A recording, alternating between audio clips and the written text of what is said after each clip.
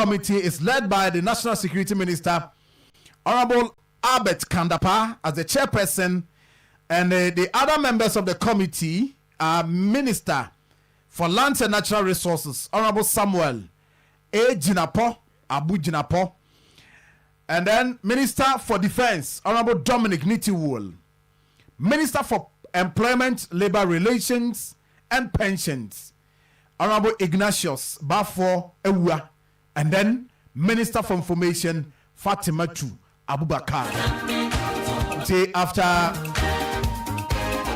Professor from Paul Boateng's Interministerial Committee, you know, there's another one where Albert Kandapa's Interministerial Committee. Well, I was here. It's on the table. And another pay Benya bread home. Come on. Utie Mrekuduka. Or see the call ever from professional bodies. Say Yambane small scale mining. Ewo Memuhano. Oh, organize labor. More fun for you. Crack. Emwa cry. I don't pay Benya bread near the home. Come on. And of course, the breast of more Kenya man so Bramni and wedding come on. Na Yashe Electoral Commission and commission no time I wade to horse open set o file what be for forms. What can fill the forms na wie na person file ya na owo to enra so betimi IS adwuma. After Enra and then say what done a favor so that paper no say she will sum yasia bema pebebi fatu. Now as we speak, so far enipa 22 and omo file omo nominations. Join me live on Facebook page na me mfa unkom. I have all the lists, pictures, everything on Facebook. Akoma 87.9 FM. Why no more 22 no why no more 87 ebinum akọ file as independent candidate and ebinum file on a ticket of a political party.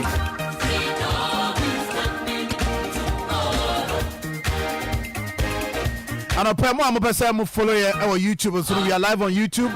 Akoma 87.9 on YouTube. Over to my journey here. Akoma 87.9 FM on YouTube as well. Now, any power no, you can join me and pay on Facebook at 87.9 as well. We independent for in Nana Kwame Bedi Akon a file. Samuel appear down our pictures and a day Facebook page, you know. O join me and pay I'll bet my follow. Our pictures are live on Facebook until join me and now pay. Now also no you assess we are bedding come. Be no more the almost could na time or no. I'm going to commission no yen yasem. Yebebaso Nana Kwame Bedi Akon na Ocean live. Now when we mention Nana Ayano boy with almost pictures kakra at the time almost filing kakra. We have everything for you now to pay on our Facebook page. Na Ocean Nana Kwame Bedi Akon ne die. Now we have Samuel Apia Dankwa and also file as independent candidate. And George Chumberima and so a file the nominations and Rasadendra commission no closely that nominations be on filing no now on also file James Kwesi upon and so at the media court and where John quick yes on also so a file Dr. Sam Ankra who need that be pictures on also so far also a file. Good. Now away from the independent for no. Let's just say so far yenya 6 independent candidates, presidential candidates. No, there's another one. There's another one, another set. And also so Desmond Abrifa. Good. Desmond Abrifa and so file as independent. And Nana Stevens and so no file as independent candidate. Yeah, well, Elder Paul Peko on also file and Peko, whatever, and so also file they say nine independent candidates. na yenko political party. Okay. Hey. Na aimu nyina so ye dom nyina gumo. I see. Alan so file as independent candidate. Okay, movement. According to the commission, no, the omo emra no recognize independent candidates and political parties. Until Saudi any movement crown. In this case, you are not a political party, but in the books of the commission, no, omo classify you as independent candidates. And for that matter, Alan Kojo Chematin will also be classified as such. Until Alan there no. And Kofi Kranting also as independent candidate. Janet Asana Sabla NDP and also so file political parties no me international Ekwadonko Ghana Freedom Party and also file fantastic yes Ekwadonko also the central for me adwuma mpantimi mfanisi form me see the form cry also the central for and the bebu ni man nti that is that and yenya nana Akosia Frempoma Sapon Kumankama CPP and also filing Bernard Mona a PNC on also filing and then another set. Okay, na Kofi Akpalu and so a file for LPG. Christian Kwabena Andrews aka Sofuchi Abosom ono so file ono de any Ghana Union Movement GUM ono so file Alhaji Mohammed Frempong ono so file for NDP, but NDP for omo koto aba no as one nana Osebonsu ene wene nti we also a cross check na ye establish wire ni power friend e ko file ye because I almost to about NDP Kwedu Ajman Rollins party no na make you na mom koto aba was one nana Osei Bonsu ono na wene ye nti we look at that. Okay, now as I ga akwa tosa I na mo ye ni see and production and I'm here to see. Now, mo no. Dr. Mahmoud Baumia. So set with you. Nanka was say, but Allah now I'm filing as a political party, you know. Intimate information. As I'm coming on yard, either cheddar and now Allah Nanka was a 3 way. And now GUM because per the last election, GUM did better than Omoma Kenya after MPP NDC. GUM na ye better. Until also production and come de GUM besha. Where sir no man ye so the next time Mr. Mohammed and so Dr. Mahmoud Baumia there already for New Patriotic Party and John Dramani Mahama for NDC and Dr. Hassan Ayariga APC nti we 21 we in fact we are 21. The 22nd person na ye kana sem no ono no de no commission is time o de bae no na 5 abo enti no omo behwe say omiti deadline na say wentimi ono ye one doctor bi I mean we will get the name for you. I'm Dr. something onye ibia with my heart. So that is that. Now 22. But commission number come now my hand doctor one no dey ni ho hwe ne ho hapa America we do okra ne papers kra no ntimi nkamo Dr. Nida Kun Amu yes onwa that is the doctor oni ne ono file odru ho na chese ni hu ni mu fifre ne papers yi was mu twen obi di bi ba Africa ni mu ba obaso jese mawura dan mu de mawuram akwana carbon hito zebra crossing mu a was me dem driver ni so nam was me dem eti doctor no need akon And at that time, now all calling for another document, extra document, or more family was over them. Me room, many remedy, Mr. Room. Well, I was here for and here a audience. I don't know. Now, you have a lot of issues that are between home come on. Now, but the NDCC on the 17th of this month, or maybe this Sunday on Electoral Commission, the commission no all the offices ewo Ghana how they will do that. Nti yeba ho asem ne ba oba Facebook page a obia file wey APC. I read that. But you see, one thing is that last election 2020, enipa 17 and a file here.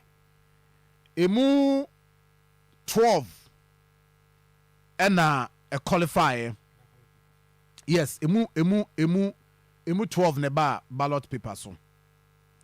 Na eni nyina no nti 17 nominations and na 14 political parties na 3 independent candidates.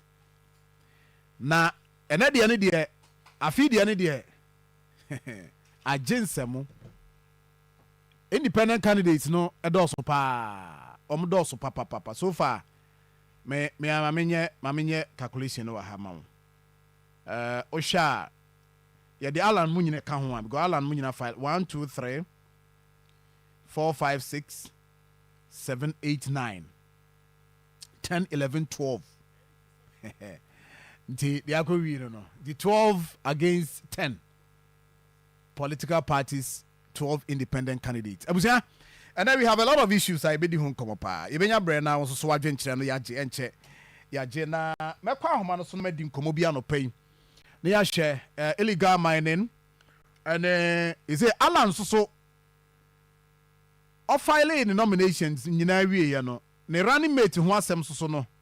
Minim say a concern and I see nya ne say because on one eye movement. And we cast for me alliance. And alliance no sanku sankosi. Ena ene yabedru ha yebedi ho nkomo later mame kwa ama no so na meni nkomo yi mene pani a meni ni bedi nkomo yi nimdifo ewo economy mu in fact we a member strategic forum a member the movement or a strategic member of the strategic forum of movement for change. Ochade ewo university ewo United States of America. Ochade finance. A friend Francis Asante. Many na din komo happen. And then mame kono ho na yen share. Many na be share on illegal mining. How almost from where they sit baby a wo mu hu oman yi and where we are going. Then we look at some other issues on Alan Kwadwo Chematin, the movement for change.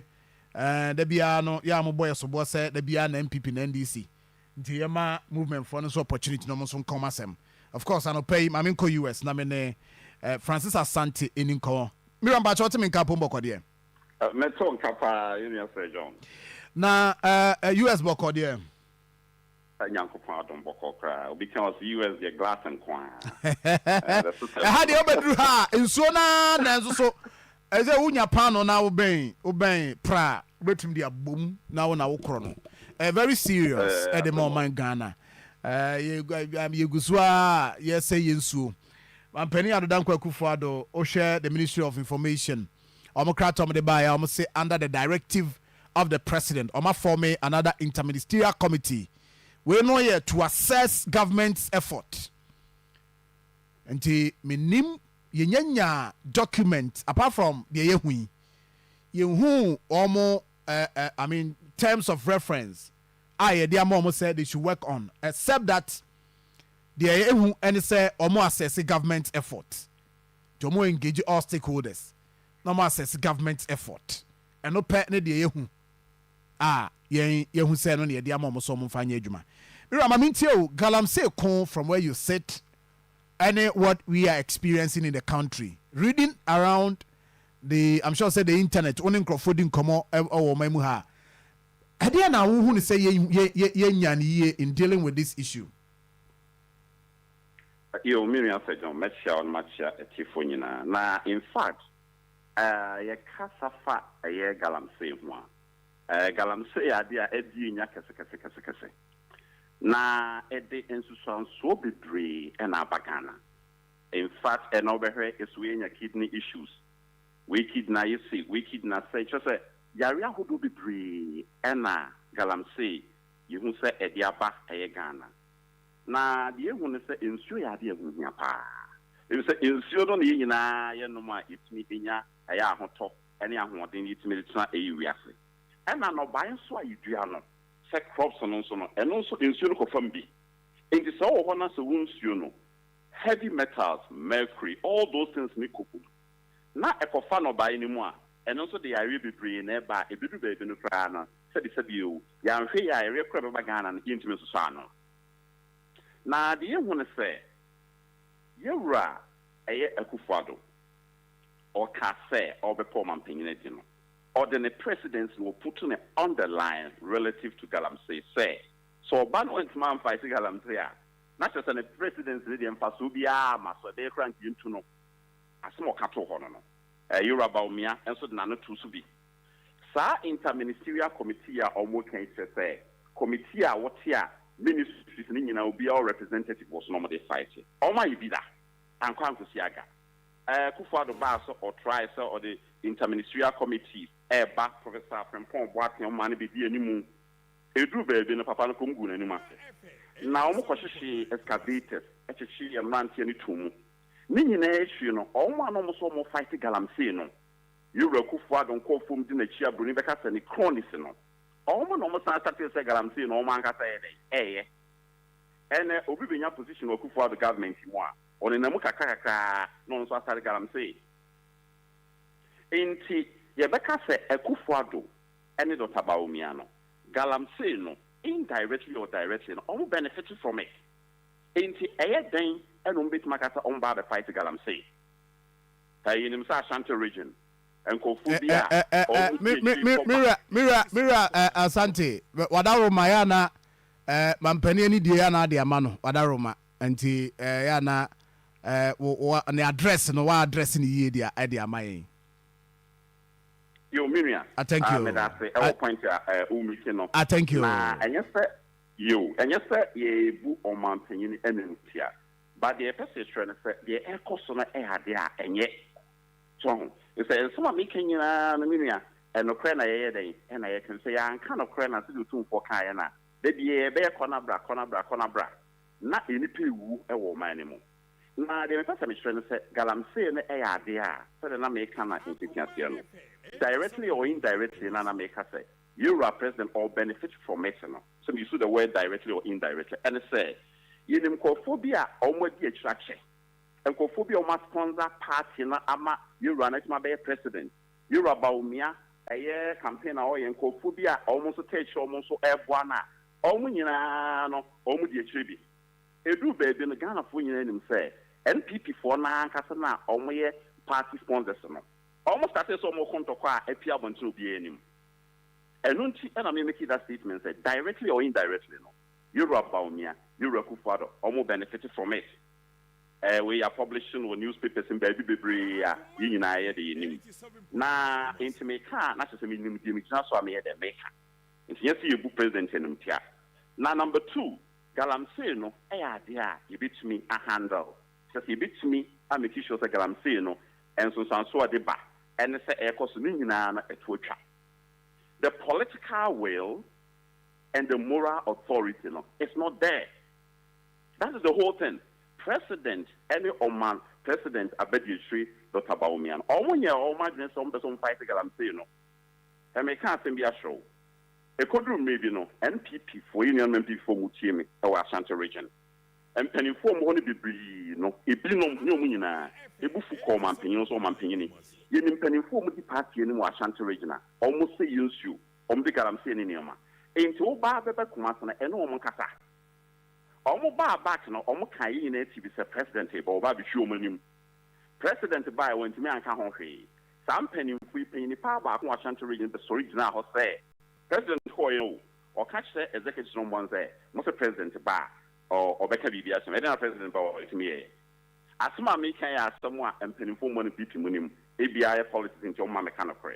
Na galamsey ya di bitimi aye ho adwuma.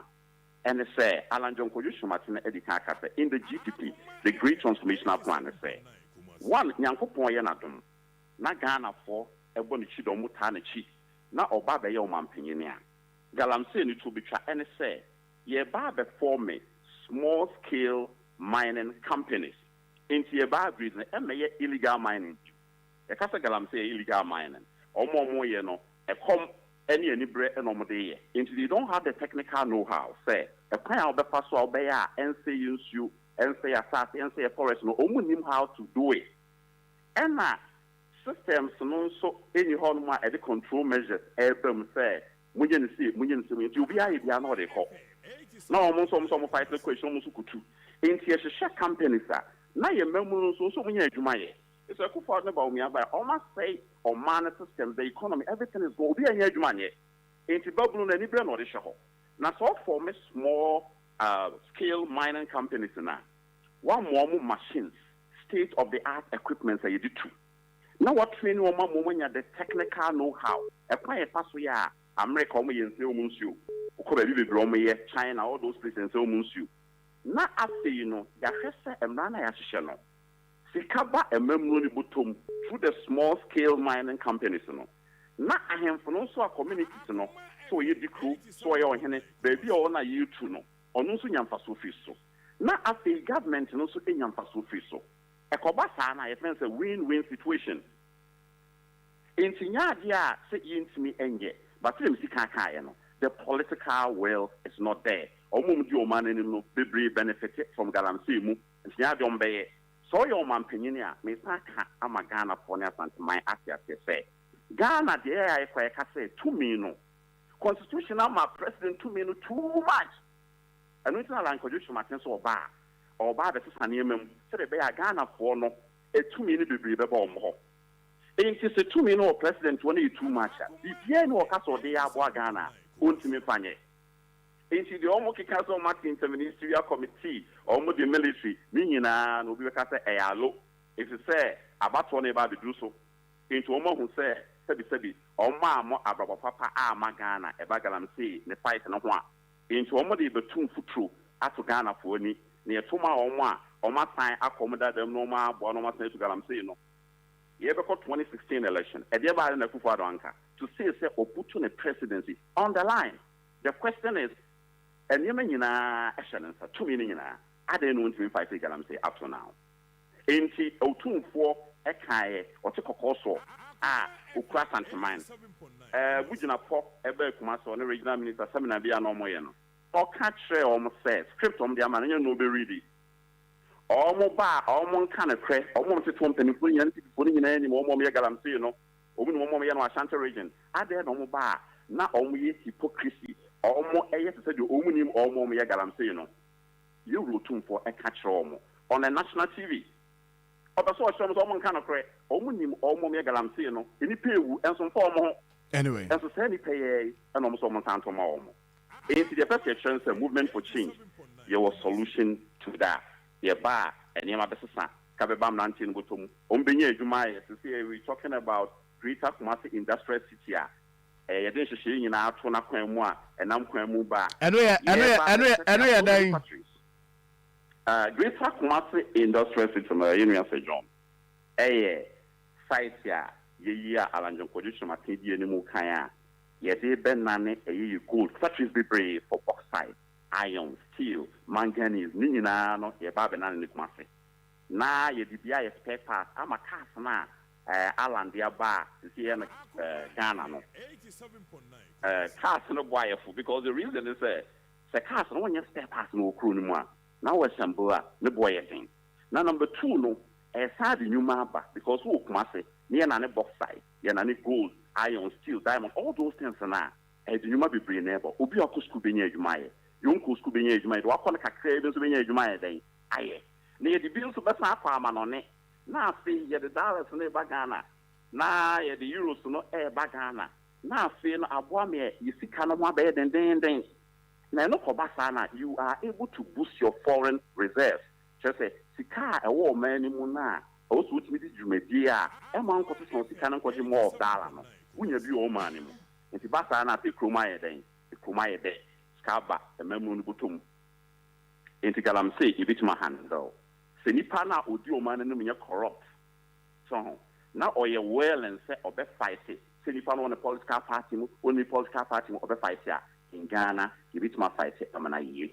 Okay, right. My share the scope of the more policies amodeba in dealing with the current state of the economy. Me ma kwenya to highlight on maybe 5 or three of the policies amodeba be share dealing with the state of Ghana's economy. And the plan should be movement for changes plan. Mo plan on the yemfa. Obi the policy, obi the manifesto, but you are talking about plan. So why must we, as a country, adopt and vote for you and adopt your policy? They are dealing with the situation. Yo, many answer John, me that's me sanche chief for you. Na oman bia no se o pese oman timi kɔ anymore na economy na ehia oman sikasam enti e was economy no broni beka say it should be on a solid foundation na eno na baumia alhaji Dr. Baumia kan ho asem say if the fundamentals of the economy are weak the exchange rate will expose you enti you are the say economic fundamentals. And also better say the macroeconomic indicators. So we economy we see some BPI and come. Na ejina policy papa swa. After we go say we exchange rates na why then higher than. It was so make sure so see kind of why then. Na sa na bit my akwa do tani mani na so manage the Ghana economy. The economy you see some and near me this cabo man mu your dredge your banking system tani mani na no.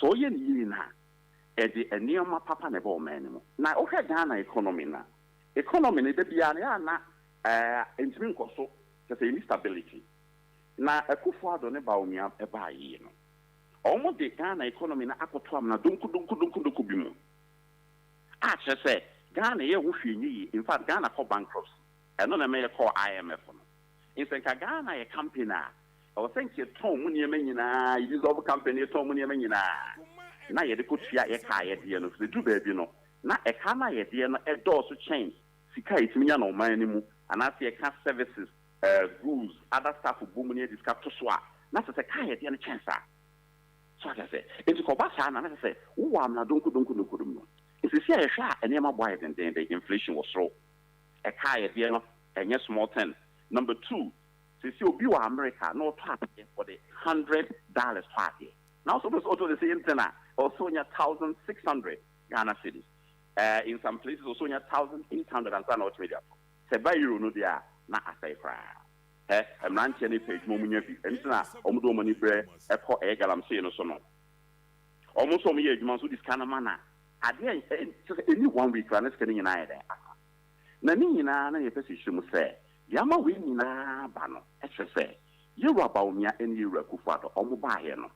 Policies are fundamental to the fundamentals of the economy. All man fakokra antuna kwemu. So, and when you be by ebini policies be na osan kanomo ya o manye. One year by economy. One, I was so making sure say the beer we no man mu bia wa and our produce. And the tomatoes. The beer you the beer. I was saying any produce and the tomatoes cry na Americano. Import free Burkina Faso. And international contribution in the GTP no. Ye ba be hye say Nyankopon eya adom no be o mampanyinia. Ghana region bia crop and answer no baya eye adwuma yi no. Ye ba be promote. If you boni be ka say ye ba be mechanize agric. Na ye the state of the art equipment, machinery, ye dia ba be ye adwuma. Oba America ha. Bruni no oye na adwuma no anaso tuntum no eye adwuma o ma ewo ne farm ho no o twi ne tractor na come on no tim o TV no obonwom o ko WhatsApp na e ko ba na tractor na edoma no o wia o the machines so amana dua ne nyina ama no o kutwa combine harvesters wo ho inti e ba be promote ne nyina na afi no ya hwese banks no say ADB other banks no ya mom incentives ya hwe kutupa na oma bo akuafo no besia ne bo wo form obi abi makobo bi ya hwe asase ama wo mo na ya promote all those crops no said ya be ya bibia yi bibia na ye be produce na say ye ya produce wie na afi ne ya hwese e dia fa abe fom fidie mu and you see industrialization. Apart from the mineral resource, you go through industrialization and melt to process. And yet, no bias where you deal with baby, introduce ni other stuff. Now, say you the amount on it. Apart from trauma about aborting, it's a some better how in a road state, no matter no but trauma aborting, maybe inflation banning your money, never have a trauma. Is that already where I was? I buy or the 1D1F, I buy and also yeah. An effort or make it so bit me abuana you produce more so very good. And now can be say near my fundamentals or say kabani no onye and this is one of them by no I start here or you 1D1F.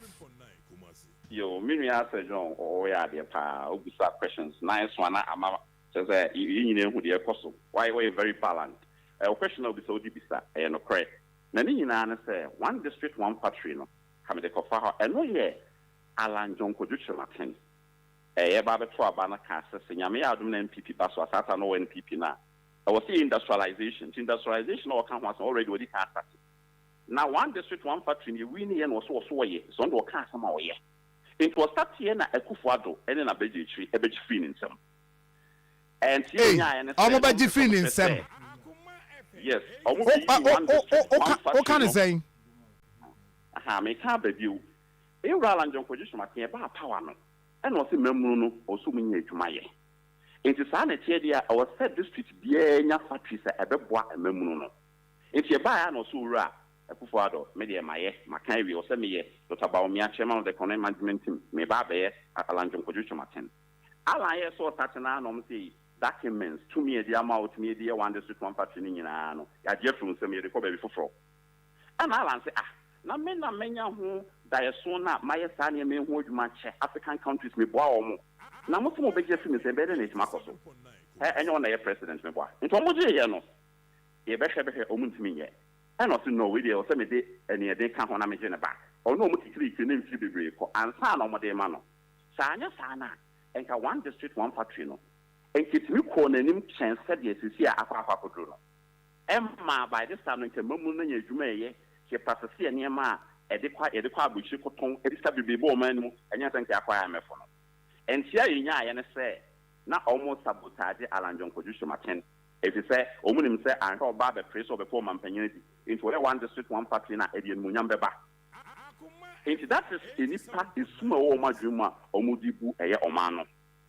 and don't you want one district one factory na ya na omo person bi je ni munyam so muntimi nka na kase so Alan Koduchi Martin na de be nenso ma ama na kwan po a you no person odikodu even though odiko nanim na o free industrialization na then what you do is say you see so let me go back. So we economy from adonko na you stabilize the economy, right? Now and think what the policy say can about. Then you grow the economy. Who grow economy now? You get to a level of sustainability. Just at the piano, the old person and one hour winning. Then that level not so translate to what we call economic development into a certain point you ba onipano abrabomu. Okay. Okay. Now Ghana almost say almost read the budgets now. Almost say the inflation about from. Yayiwe. This almost a time there now call a jumwa. That's the same maso. It's the whole handle economy no. All many policy papa be almost you. Brunei cosmetics. Aquadro and almost handle. It's many when you here. I know my day. I see. Now, no. What we also say in say, I was said that the Mexica a woman in Mukaso. It was just a use of idea sense of tourism. Tourism, no idea. Dubai, a genius papa. Now, I also woman say, Dubai, the only artificial, above mention dam papa. Now, so many baby bring your tourism near Manian into no, the Biomco Dubai. Okay. Now, the only papa Ghana. Say about person when you may be a CCA, a broken person, our more bombs to discover many more, or more tree buses, or better some discover them, or more hotels, some discover them. It is only man who idea, have a shenema. near promote no ɛwɔ yɛ abotire right na abrɔfo no bebree nso ɛde sika aba ɔman no mu okay nti in a nutshell no o manage economy a also yɛ in such a way sika bɛbɔ ɔman no mu ne kɔn ayɛ dɛ abɛba abɛburu no obi abotom na afei nso obi abɛnya adwuma ayɛ so akɔ school so nkɔ school so akɔ school kɛ so akɔ no kaka obi abɛnya adwuma ayɛ that is how you manage the economy. All right. Mira, my main phone see how no pay your brain into na yami adoma bre premier beto ayen common so. Yo, me da so John, me da atifu nyina ase. Thank you very much. Man say omotie. Right, Francis Asante from the United States and I didn't come how or touch on illegal mining and why I was say Ghana you consider Alan Kojo Martin's movement for change and any policies or the aba egu akwamu ani nyina no ehwe na aboa anopa mpanifo atena se my ento aso mpacha obetimi de wadwen kiraba ukọ Facebook page already mo say messages are starting here on our Facebook page Akoma 87.9 FM. Professor Da Costa Boaje, a environmental geographer, KUST, a member of the NDC, and of course, Sebastian will be able to understand Ghana and illegal mining in community in BDB. Alaji Shak Chebrobe, Ewaha, member of the NPP communication team, and Afi Niamofa. Joseph Amwa, Mr. Amwa, so I say, well, a leading member of the Man Movement for Change, and Ghana will rise again. And we are there here. Movement for change. Moto no. And Ghana will rise again. I see. Prof, good morning. Good morning. Na mpacho bibi aboko there. Great. Yeah, the Yankopa say. Alaj. Sir John. Alaj, good morning. Good morning. Let's say. Bibi aboko na so e. Ekrekromo kakra. The Yankopa say. Mestre senka Mr. Amwa o microphone dey eze behwe ma. Eza na won kasa. Nti say you know. Adwuma no say Francis said didn't command on about it.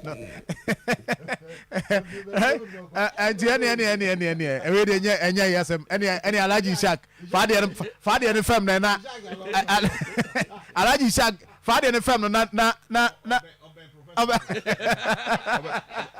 the professor there. About you from there now. Interesting. Oh, eh?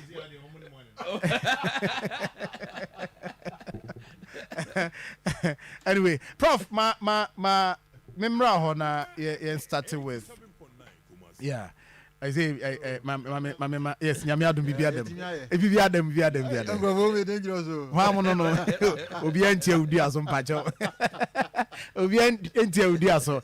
Yabeba electoral commissioner accuracy deadline or the my for nominations and the banner we so far I go through one moment me filing pending other process on me go through now yes on this they are go have ya ni dot be NCE ya they no be ka ya ka just say ya disqualify and na last time ma now na PPP okay papa ko sindum issues near they with the commission this and managing about but this time nipa so far 22 and omo a file omo nominations ewo EC e mame prof mame you will take ewo no kwa ho kakra bi maybe 2 or 3 minutes na ye wi aya ba be share legal mining no there hon ko mate mame ni kanchia omo mutie and of maybe special greetings koma Alaji Muntaka Mubarak or Aswansi minchia na no pay na minchia NDC for more Ashanti region, especially for NDC for. Me feel say your democracy no emudo na kwane ye koyanim. You know the opportunity say ubia who qualify per the constitution say ubitimi a contested as president. That is the highest of the land no. Yama ho kwama utimi edeba. To be fair, say enwa so na EC no so no omo so e de na mo di open nominations or moton form so no matter my time say famra me concern not only this but previous saying some of the year TV disqualified be I na me feel say yes technical or clerical errors and come in if bianchi be more quine and more correct nanke yes we there on said you will be errors ni be fundamental error sure and you know there be a won't qualify e be a fan say wako forge it's requires a constituency biano it's requires a constituency bia ubenya obiamo endorse form no wanye wa forge the some of them no kura nye legitimate and so money qualified to endorse the form and no on that grounds you see a disqualify wa me hono there ya na metiase but say bia the spelling be ne numbers change the friend clerical errors ni bi there if you say nke ya na the bomb correct say fabra ya nanka ebeboa ama ye democracy no because ya na bi mo ya aggrieved said ye disqualify man di bia yisi no hwe sa na man kidingi no mu determine say oh we there ultimu say a new mistake be ne bae na ya no mo no mu dimreka na last minute no mu dimreka de say papa yi no afi bia ye nya bisa na ya na mo say na no mo tiwa ye den na ni mu fifiri ya no mo time nya na ni mu fifiri because I did not say 5 p.m. and the be end on Friday na then na uti na wa ma 5 ni ya bona dimreka ne hare ni ma na bobɔ no ho ene ogina ho yi ni da ko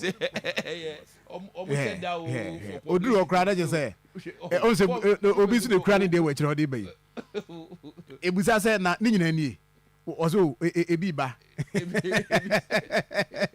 nti ono the commission na je de aka 22 ba say they consider whether say time no ya yeah wo wura mu na mo ti wono nko ade bi say mo consider wo wura mu na mo ti wono de eji no me feel say that's the beauty of democracy. Yeah, she say a bit strengthened. Nanka bianki adopt MPP for policy ni bia or presidential nanka feel can the same independent for any na mo you're pruning it down. This MPP for some doors so so na super delegates near the E7 I don't know how it possible because there's now the numbers in the door so because we say it's a 21 as a 22 in your domo call ballot boss so ballot papers so say nya asem kiti wa o ye be fold no yeah I hear be do check udrubutum na ubie mu na egu na abegu abe na abegu na ase nti da say we ye be na mo tuma flip it mechanism be extra cost to commission no it confuses a lot of our voting population you know maybe say you say you bet me criteria be maybe it also require constitutional amendment too because Obiawo the right to come in, especially as independent, you know, Obiawo because they don't have to meet etc. Apart from the filing criteria, they don't have to meet certain criteria like political parties are. You have to have offices within a certain number of, you know. Well, maybe Prof. We can think about. Thank you, Prof. Mami is a movement for now. Movement for what the alliances are. Alliance, more intimate alliance. I don't know how can say. Na je say ebi ana on tinia manase alliance chemase obia all be join the alliance for revolutionary change bia na unim ni ntira woba na to say well in the first place and Sun Alliance never near movement for change na omo anwo won che ni nyina no person beka ho they requested to be part of the alliance the alliance the leader we knew was Alanchi Martin that I call Lanchi the alliance for revolutionary change in him say the leader was Alanchi Martin. That is true and obi oka ho bia aso no must accept it that way. And now, Alanchi Martin questions not on policy by no say, or may youth now be taking the forefront of our democracy and the movement for change. Said the way almost being a stake in governance, near a continuity in governance in our system. And see, so if you're not, you're not your secret. It didn't maybe no. Yama rantie no be di animu my pain for no na ye wo chiri kakra ye back room ye support these things must be understood by obi obes will be join any alliance so you don't come with sebi with the office say everything must rest with you or end with you You must understand, say, you build a nation and you build a youth. Ombetimi at me, I saw me, no matter youth. Integrity. It is all about the alliance. You come to help the cause and the vision of the leader. You won't meditate, ma. Unfortunately, it should not be about dictatorship. Oh, no, I mean, it's a cooperation. It's a cooperation. Yes, be a war ban who crowd set of rules out there, but you're not changing and finding a it's a more so because leader Biano, a one vision. The Biano can say leader, a good leader Biano. He leads his people to beneficial permanence, which is very important. Yes, a leader, Sebsebi, Utransna, Ubia, said the leadership paralysis where system we are. Ubia Bibia, the back stops to make carry. Again, someone is a man at what as we can't do that in leadership. So you're on course. We are on course. We are on course. Is it more Tambebo Mono? Does all. Oh, Obi Uncle. Ebia on so more about you. It's important. Say, Bia one TB Biasi, and answer on no one yaguna, and just say, Oko. What does it? And now, oh, ma, me fat, I didn't answer, oh dear, yen ye can't boom the idea. But a quiet year fast winning. The path has already been tracked. A quiet year fast winning. Brana found one in Babuana in. That's what it is. This is why Indians are not be a banduka and set of rules. How can you a bit this year, will be at me, will be to make a we work a Liman Town. Now is it painful? Any other bio. Will be anyway. So it was a drew Nelly man there. I didn't argue some. Young one was it. This is a Muzo campaign. They are all helping the campaign. Yes. Abu Sakara Munina. Yes, Abu Sakara is helping the campaign. Oh, so a fake enemy or modern and it is up to them to do whatever they do. Me matise omo kikan zemzem Abu Sakara si yamane but me yes was Abu Sakara the cancer de no. Did you also on the kan no? Ono amra when the omo kanso a papa no anyina ho bi si akire e na walker. Ada na mo no anu masem no. Muntimi famba. Say is agrofo me name on betimi aye. Hwamo. Oh nye yanom. Yanom ne hwamo. Oh yanom so ni mo da. Da bi bobi unsra bodin. Oh enye shark nkrofo. Onye mo betimi aye si bi ni we. Shark edi mo betimi aye. Edi no mo ntimi. What free MPP mo akote movement. Masa. Ena wanya alliance. Ena. Asemaba. The omo pe bi omo nka. Ena wakoyi. The omo pe bi omo nka 2025 January 7 Alan Chemati is going to be the president of the Republic of Ghana. Okay. Nyamitumindi. Ebebem so. Alaj. Sir John. You say commissioner we any nomination issues and they say afina uncle share to deal with sorting and some be reducing numbers no. And I said 22 now na beko. Mami you would take on that. Ebia minim there as mo so na mo prepare na mo ki cancer mission grofo no movement ne alliance Oh. Sir John, me da say. Mfa kwan so na yenche etiefo ne ahwefo. I mean come in person so. Sita kwa ma bi poso. Chama de hye nyina anopai. Na mfa nchia PSA. The next president of the Republic of Ghana, His Excellency Dr. Mahmoud Bawumia, Ahombrase Bawumia, Nimdiefo Bawumia, woye mabuna omoba, womo Bawumia wode abefo niema na eba sade baya omane dachi no. Yen ko kachiri to said ye nibia abetwemo no ye kachiri he'll be here from the 20th of Ashanti be able to the 5th of Ashanti beye butu October. butu. Wow. Ashanti Abe. Ashanti beye butu. Mami, you take on the yeah. Because me kasana no so bam sa. You have to check him, you know, otherwise you know, you have to check him. Unnecessary disruptions no obejaya wonyai. Yako file ye de. Wutie Eraba Sono Jane Adukwe Mensa.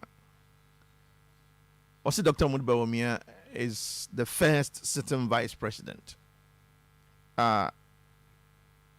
Wadi onuan kasa di anim wadi onuan krata.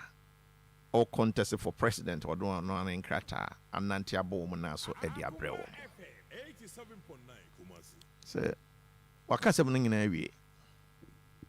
Ebiza Mudbawumia said ye wechira ubehunu bia no. Adeɛ kye adeɛ sɛ bia no or kyerɛ sɛ ɔno sɛ bi producer ɔwɔ ahobraseɛ sɛdeɛ obia tie bia no ɔyɛ ready sɛ ɔno obia ebe engage. So ahobraseɛ Mamudu Bawumia edi animu party panimfoɔ, the majority leader in parliament, the party chairman, party general secretary, the running mate, the partner, you know, Rabasono Samira Bawumia, Ekoji Nikruchi, anything in our Koko submit. And the Sir John. Everyone or call party office. Esako engage the whole country. Again, telling the whole country that it is now obvious. Say momentum is on the side of the New Patriotic Party. You know, so here say disruptions are a free quarters be Ningina is an attempt to say you beat me sway people from the decision that they've already been made for Dr. Mamudu Bawumia, you know, to come to power. Okay. For other people and the lists, among for a filing there. Yenyama electoral commission. Say or Nemra or the Dunijuma. Of course. But the number of independent candidates, I think it's scary. And not scary, say, is going to lead to the Mamudu Bawumia not winning decisively, no. But say Oshe say Ubia printing business no. You have to understand cost of printing. And one part of the cost of printing a year newsprints and now say papers ube import to the disagreement and ink I'll be say you so. And it's going to be a huge cost, you know, to the country, and that is, you know, one thing I say going forward. Thank you very much, Alaj. Prof, me starting with me also with Galamsey issue, and they you who use name penny for almost not to be professional bodies. I will make you call. Say yembani small scale mining na yemshare how a bit in the year. The response, according to the Ministry of Information, is that Mampenia Sheso almost set up a committee no more assess government effort at what they call illegal mining. Na the engagement will be on stakeholders. Na we share the setup of the interministerial committee, National Security Minister, Defense, Lands and Natural Resources, Employment, and the Information Ministry. Mona coming together to form the Interministerial Committee. This is the way to go. I mean, what ye George Mrekuduka also call eba say omumbane small scale mining no. I know what they but call no. I'm fayi. Prof, maminti. Okay, yo. With them say about small scale mining. Let me put mining in general. Yaka want bebre over the years. me feel say the current call no, what is significant is say a lot of people within the Ghanaian space no can wasembi omo hu the devastating effects are enya wo oman no so for now no ye mu bi de yaka ho asem dada ayi hu ye hu se ne esi kɔ no ɛnɛ no ɛyɛ me de sɛ Ghanaians bebree hu sɛ me kora nsɛm ti Kumasi ase ya effect of galamsey na ɛwɔ me so o ɛnka sɛ Kumasi ade da ɔpem so ada Roma obi antimi medi saa nsɛm hunu no wɔ yɛ Kumasi kurom ha sɛ enti no ɛntimi ɛmfa me ho wonim sɛ fish kora yakɔ akɔyi no afi ɛpo mu wɔ shaman ne ne areas na saa nsuo yi kɔ akɔ join ne po no wonim sɛ ɛho nsunsuaso no bi wɔ saa fish no so enti sɛ ɛkɔyi bi ɛfiri hɔ ne ɛsɛ ɛde ba ɛdwo mu ha sɛ ne sɛ wo nso so ɔwe saa fish yi bi a galamsey ne ho effect ne biara na wonya no. Now we have something called atmospheric circulation.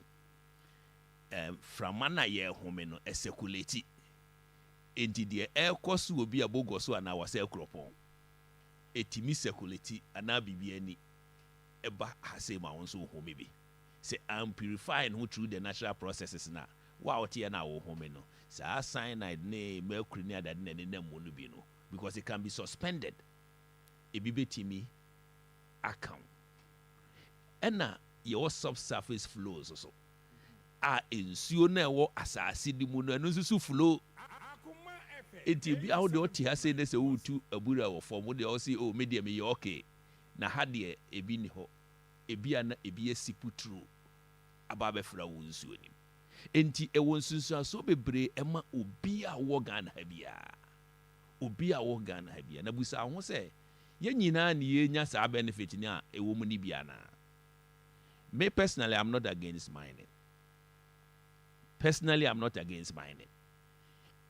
Me feel say you mine in a more sustainable way and as you use the right strategies to mine, and that is all we need.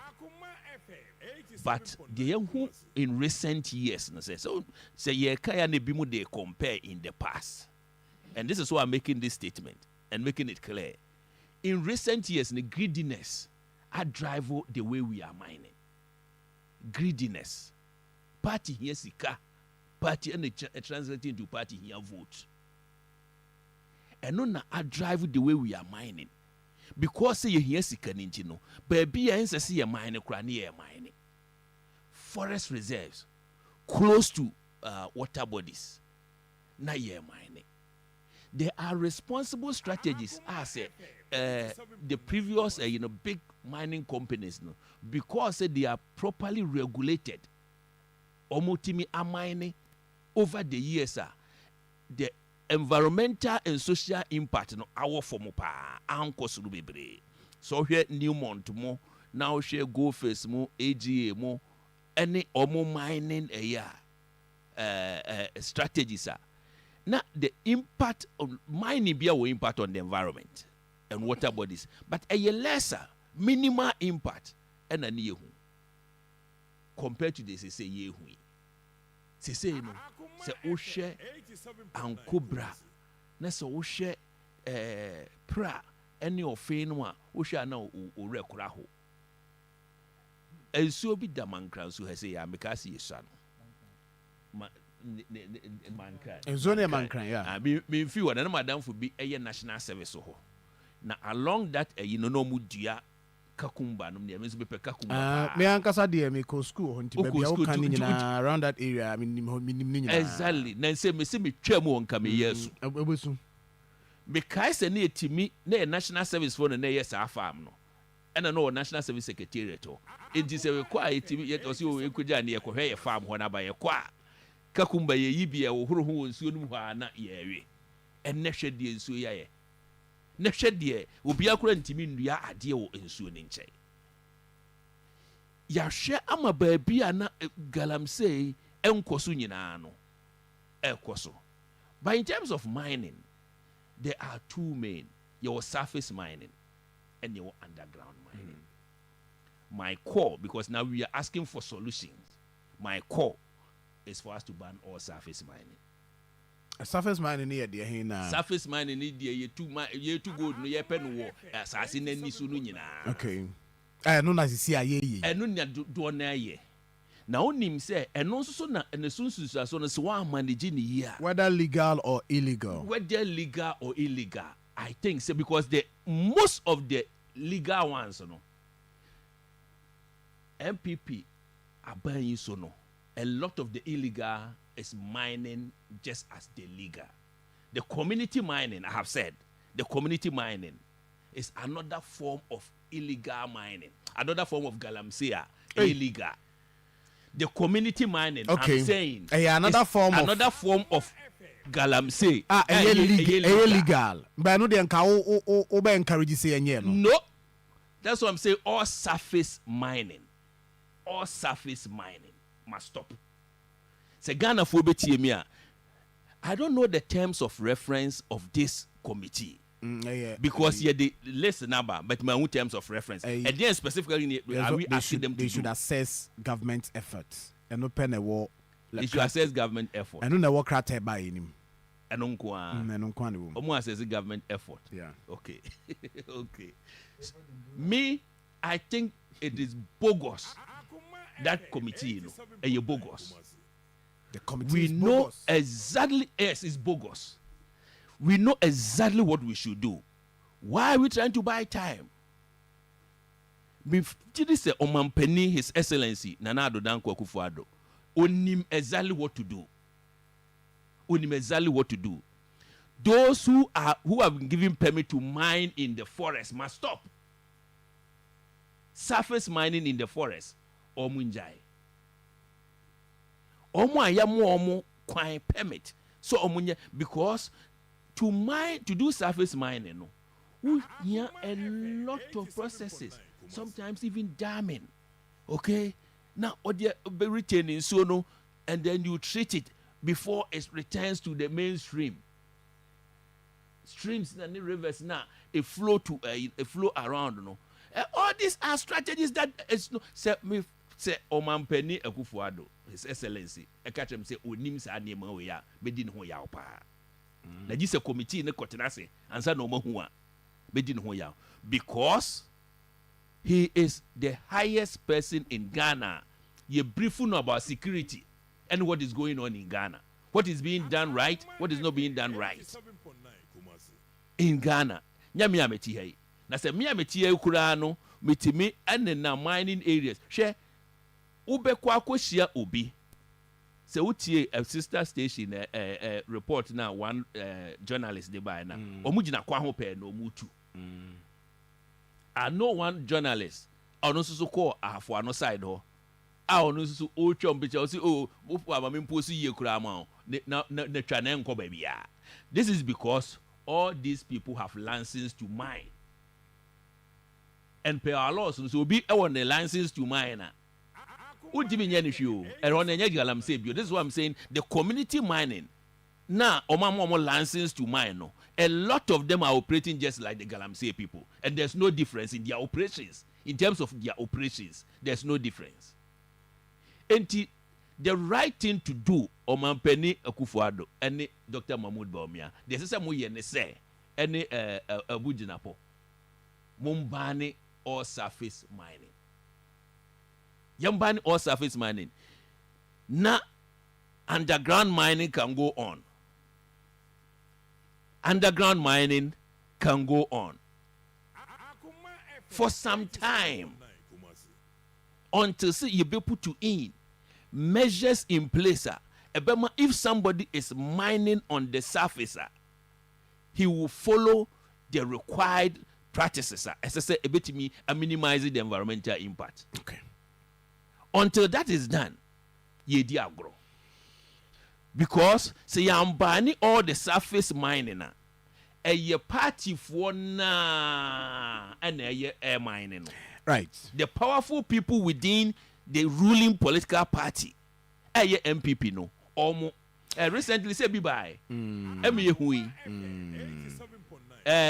example, Sam and Jan at the other forest. The fourth estate. Yes, the report, the fourth estate investigation. And Yes, I have not heard any he's saying that company doesn't belong to a member and a prominent member of the MPP. Right. I have not heard any Prof, dispute. Mesa ba hope you na ya to aso me call Alaj. Sir John. Yenko. Sir John. I mean, Shasi and free. Maybe a professor NDM. Now, me Shasi free honor. I'll take you to Professor Kwabena Frimpong Boateng. The report, which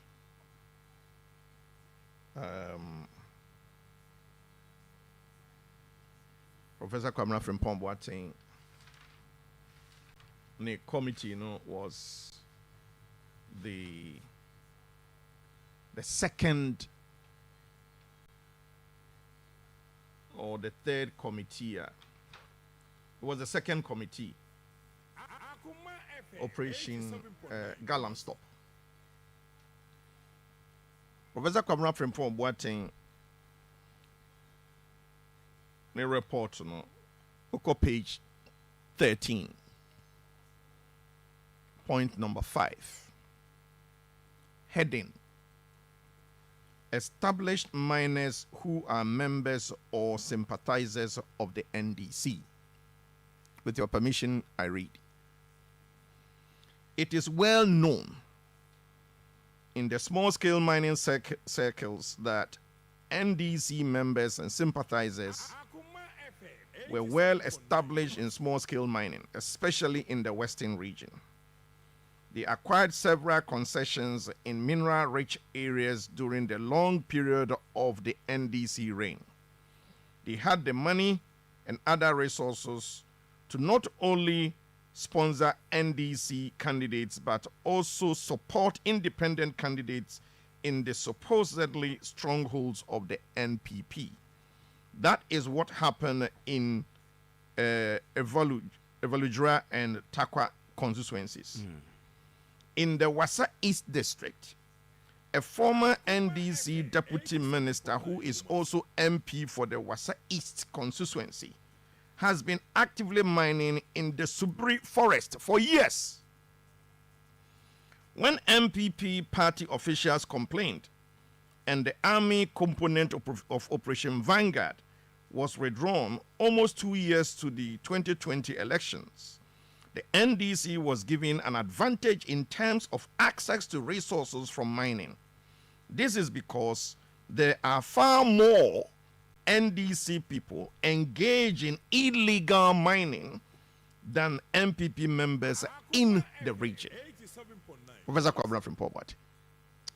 May I show us a Professor Da Costa. Otie de Mekaya no. Or Krachi. But already Prof reported the amount in the book also. Maybe you see. Professor, man influence. You see. I like to call him. Me also, me am submission home. Call him. Na movement ibem, na NDC bemwa. Me say I'm doing well. Okay. I'm hitting the right nails, Ankasa. Mesre, Professor Da Costa. Minua mesani ni free crow back. Say accusations and counter accusations, Oh my Ghana. Pempensua ye way. And ki be giant boy. Inti on Thursday on another show, I mentioned you. Say one KOD, particularly the way I say more use more platform not to elicit ideas about the way forward. No. Say in your journalists no more Ghana nina to follow your paradigm and kebet me aboa. If you say for the problems and the challenges, we know them. But ideas are put together, see a best summon to, and now see a be reduce challenge way are the things that must cover our airwaves. Now, you understand, and a very productive discussion. And then we are sure, say, minim, say, to the extent, say, your neighbors, and to be specific, La Côte d'Ivoire, engage the Minister for Environment on a matter of river bodies, the pollution, and the way mining activities, illegal mining activities, pollute water bodies. So it is no more even Ghana challenge. It's extending to our neighbors. And the moment you fear cry ye timu, ubia onini ebofupam. Adiebia wo ye hano or be complaining. No. It's a cause for concern. What you say? Yenunti yebesre amanyofo, including Professor Da Costa. So the issue on the ground, say you can see the footballer, political footballer, you ain't been solve the issue. Then Godfred Yeboah Dame, the nation's lawyer, Attorney General and Minister of Justice, was it a Nipa Mako 76? Also, even Operation Vanguard and Kranchi Nipa over 1,000. Yes. Shelter ni enyama amamfo building were all destroyed. We saw people saying, na excavators no sani man ade ni yentimi fan konkomma district assemblies no na yehye no. We saw all these things as a country under Adodanko Akufo-Addo. How say them community here? Na yanunti ye besre ye per contribution going forward. Campaign trail say year for election 2024. Dr. Da Costa, the presidential candidate. His Excellency John Mahama, the serial presidential loser, who is going to lose again. Or say or no, say or we near. Nyakupon fangwechiri. Wob the amnesty baba obia yedena tum on galamse bi obeju obia. Hey. Obina can was something critical. Really? People must not be punished. Say yachino yedeno enye kangaroo court. This is under the democratic dispensation. Na yako dinasem na abono ni yedina tum no. And nam say ye to abama wa we mampania wasa to mean to grant amnesty no. What ye was amnesty no. Unequivocal is going to go for obia yedina tum, because of fight against illegal mining. You see, San Komo we say we a former president open so we set up same interministerial committee yeah can once me be. And if you permit me, let me even look at the terms of reference or the interministerial committee task force, at the time. This is was it arresting and prosecuting all Ghanaians and foreigners involved? So why is it that somebody is prosecuted? Now, so about grant amnesty. Deporting all non-Ghanaians involved in the activity. Again, revoke all licenses of Ghanaians who are actually subleased to foreigners. But the point is that after cracking down on illegal gold mining under Yero John Dramani Mahama, it yielded absolutely no results. As a matter of fact, it is under his regime, 2013, 2014 onwards, and the Chinese involvement in mining. And so the Yensu no shasiye, Right. say kesiye pa. Okay. Or less than 2 minutes to wrap up on this. Yeah. So, media, imagine me say, it is in order. Say, the president, SC, was setting up, interministerial committee. Yenshe say no, where is the blame? The blame is on government. Yes, sir. Everybody. But Obianka home. So, John, as you sit here, do you think, sir, the blame must be on only government? And for me, the answer is no. From your licensing regime, we've got to change it. And that is why I'm saying the next government by, Dr. Amadou Bawumia will be focusing on some of these things. The licensing regime. So me, my example, Tembia. Me kroma mo mai nese go the PMF mo now say me concrete na makwakwaje license san metimi aye legal me fi so the ben zuta mamia Ebebo. me kwakwakoye nkrata ni nyina me ho be kwa aban mu a wo hwehwe me a wo behu me kwan ya me fa so a me ye no nyina se de be ya me mfa nse nsuo Me da say. Mame ma Mr. Amwa enso enya ne de na yenkwere. Zamwa. So who say saa two parties nyinaa no obiara ntimi ma any concrete solutions. Oh, I said Prof Akane Ishaq so Akane it's all about enye concrete. It's all about obiara accuse the other. Oh, but uti almost submissions are not be fair to them. No, baby see ho. It comes to a point say we accuse we na sense you nkese pa. And they be pay hamum. And na we na sense you nkese pa na ye ni see kakra. So sadia no na politics na dey work sa man le you know. And I mean me I'm in that area. Acquisition of money lease in those things. Which area? He said more concessions. Oh, sir. Not gold.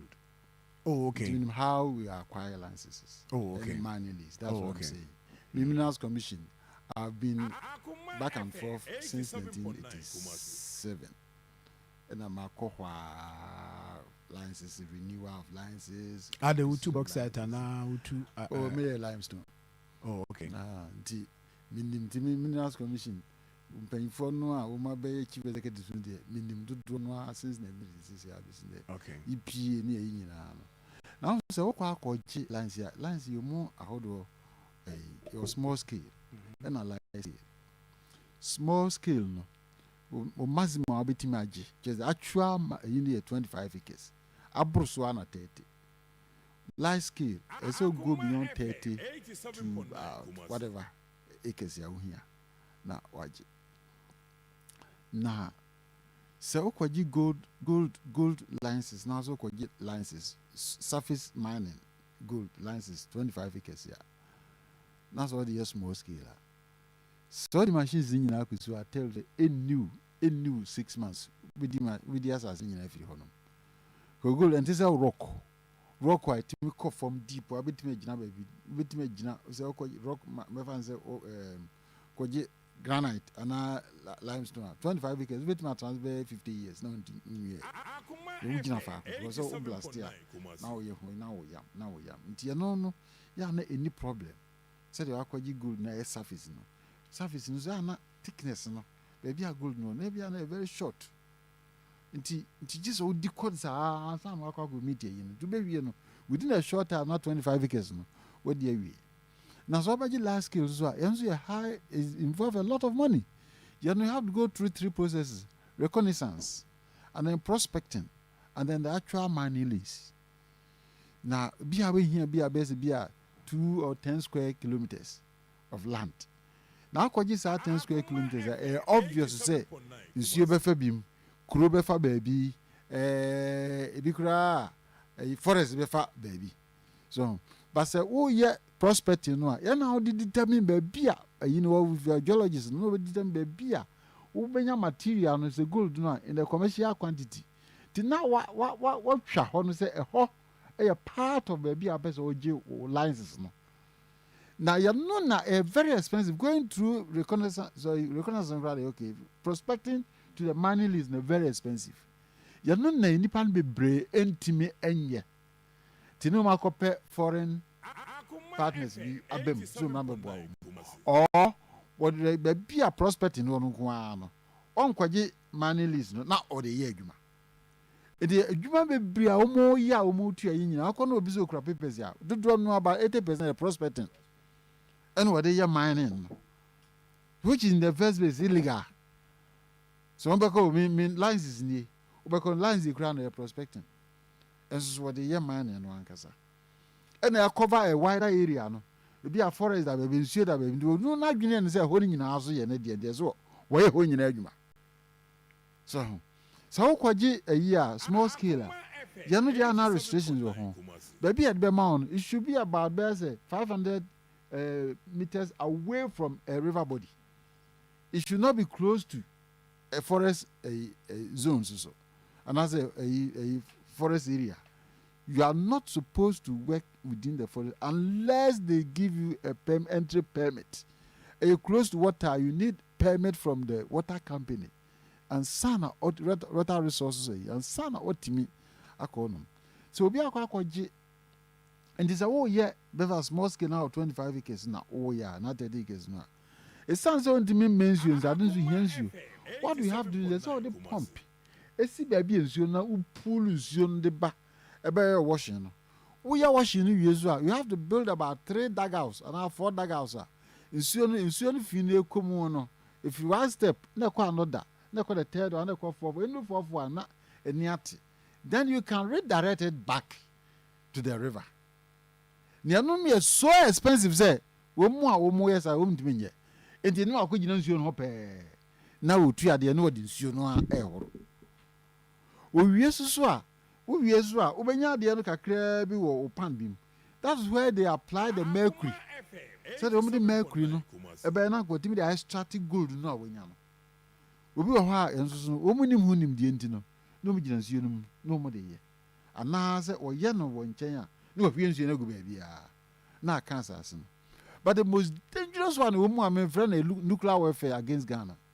Eye wo mu a wo mu tinsuo no so binum so tinsuo no so use machines, your friend champagne machines. De dredging sion, then the instrument say pa no.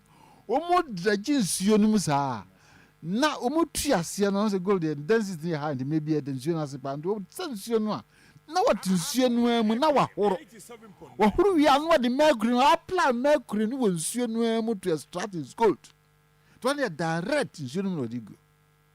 Then the most danger the nuclear warfare against our country. And we need to stop it immediately. It's dangerous. Now, one more mukwachi microphone, one more when you're on money wo. Woman more excavator near because I don't know what you more made him no man negotiate baby. Sometimes. And no my jar now when more gun, no my machine because machine is expensive. Now oh my jar no muko. And woman had the bonnet papa. Now no minute a heftra from paying phone back. I was one Western region. At a glance, he saw 13 champagne machines in the river. At a glance, you see, now can imagine say 13 machines need a hunusuno. A better insuring and say, you're not dear, you're not the first now. Abandon will stop. The minimum tia way in Yatunje is if they are not complicit in it, dear. Minimum why and you won't stop us out there. Number 2, the forest reserves. Forest reserves no be a baby or Gian, yet can't win in our friend do fix a candidate.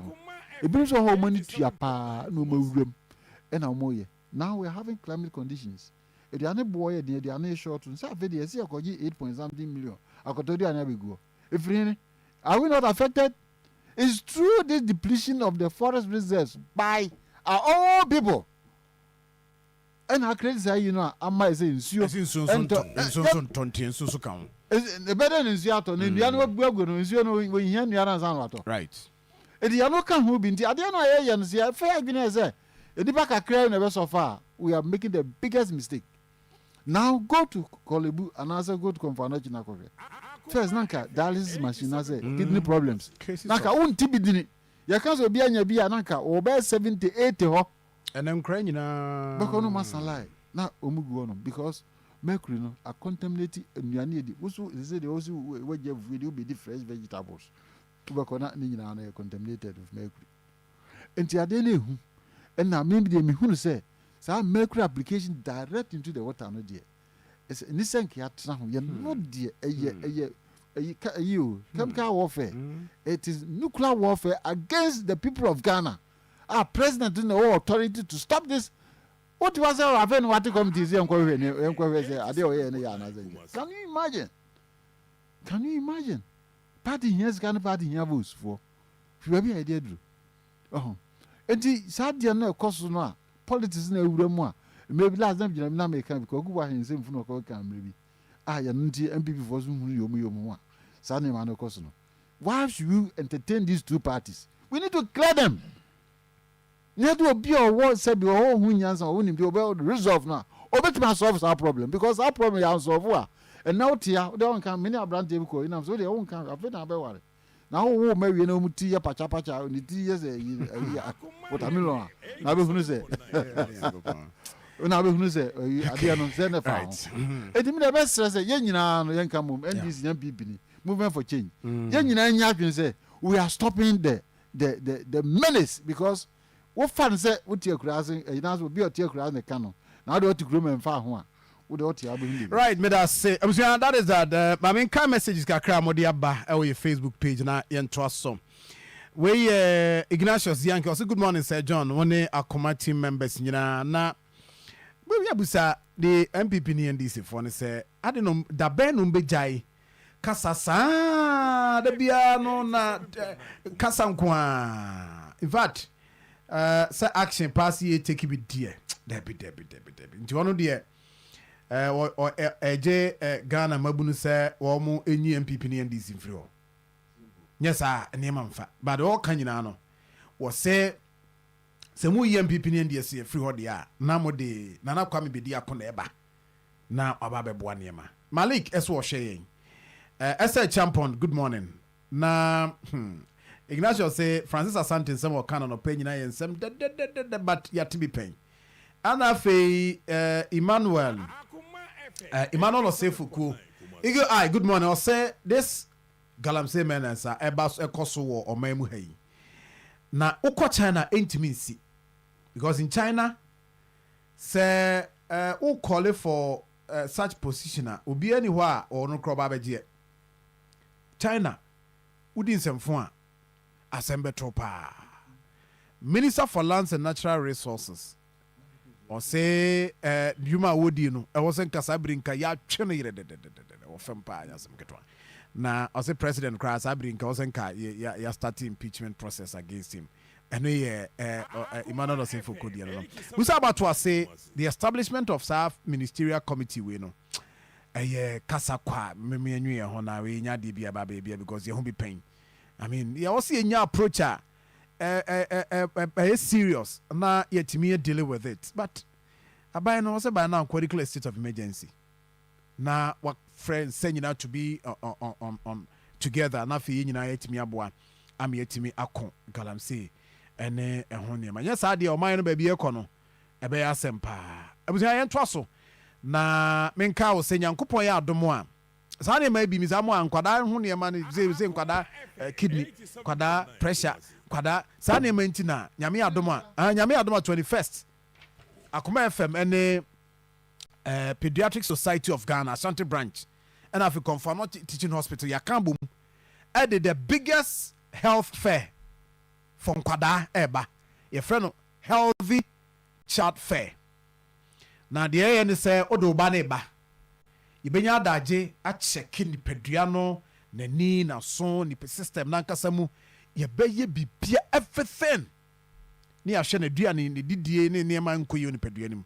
We are doing this for Mother Ghana. Yɛnyɛ kaprɛ ba kaprɛ sɛ yɛnyi bi nti fa aba ne bra na baabi aduru no yɛn nyinaa yɛnka humum na yɛnhwɛ nkwadaa no nipadua no mu hwehwɛm kamakama kɔsi aseɛ na awofoɔ momfa mo ma no mmra na woba a awofoɔ no nso woba ɛbɛnya adagyeɛ ma wo nkɔkwa yɛbɛhwɛ wo nso so deɛ yɛbɛhwɛ wo sugar na yɛahwɛ issues kakraka ɛno nso yɛne wadi nkɔmmɔ na yɛtuufo kama nkwadaa no yɛ wei nyinaa no mu di agorɔ face painting train ride ne de aka ɔmo di agorɔ kama nti nyame adom a 21st of this month ɛyɛ Saturday Prempeh Assembly Hall ɛnyɛ asɛm ketewa but open kyerɛmu bi afrɛ number 0209 119090 0209 119090 kemi aba bɛso yɛasene wei yɛ Unisem Ghana Group ɔmo de Lux ɛbɛdwa so ɛna afei Live Long Nutrition and Diet Clinic, St. Ben Jewelry, Mater Dei Hospital, Aspi Pharmaceuticals, ɔmo na de Hemato Blood Tonic ɛde aba ɔmo aso yɛasene me yɛde dwumadi ɛba mɔmɔ mɔde sɛ mba bɛboa na yɛn nyinaa yɛtumi ayɛ adeɛ wei na yɛ kama na ma yɛntoa so na yɛnhwɛ other issues ɛwɔ this NDC Prof mame mmra hɔ NDC called for forensic audits ɛne saa nsɛm a chairman de tu bia sɛ saa nneɛma wei nyinaa nkɔsɔ by 17th because commission ayɛ clear sɛ biribi wɔ hɔ a yɛbɛyɛ abade register ɛno ne sɛ commission no nhyehyɛ mu no wabi akwanya go and look at your name sɛ problem bi wɔ hɔ a yɛn noting it down yɛn address it and that is what they did ɛwɔ the exhibition nti sɛ party na identify biribi wɔ hɔ a I mean come on board na mo nyinaa mo nhwɛ ha a mobɛtumi dealing with it but mo call it for forensic audit now to the extent that 17th mo descending on the commission. Is it the best way to go? Is it you better resolve your idea with street so said the over the years now be any near TS Monte so near the na aqua copy. Is it the best way to deal with this issue? Said no be musa any omomuti rhetorical question doesn't have to be answered. Mesu question be say a forensic audit na edi is it because so far no NDC are pointing out a number of infractions some of them easy na ba be admit say no correct and the NDC say we don't know, this is what we know, we don't know the extent of the infractions now including the errors now one kasa wa admit no you name the extent, so let's have a forensic audit. So the Kamemi expert here for easy no one said the response has not been the best and to some extent even unprofessional. The main expert here for easy on say forensic audit it be a time no anywhere you bet me it be a we don't have the money and this is called for an independent forensic audit. So maybe you bet me have the KPMG. It's my KPMG is my own suggestion, and yet the party saying that is what the party say. Let's have an independent forensic audit.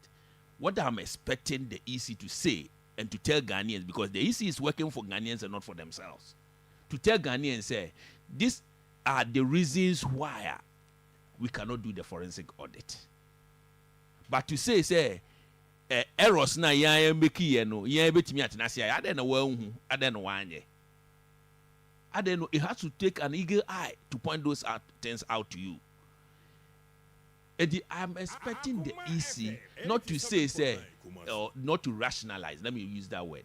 Say 2016 krana M1 nyina wo voter register na de president Nana Addo Dankwa Akufo-Addo ebeye president na M1 nyina to be ma omo. I mean how?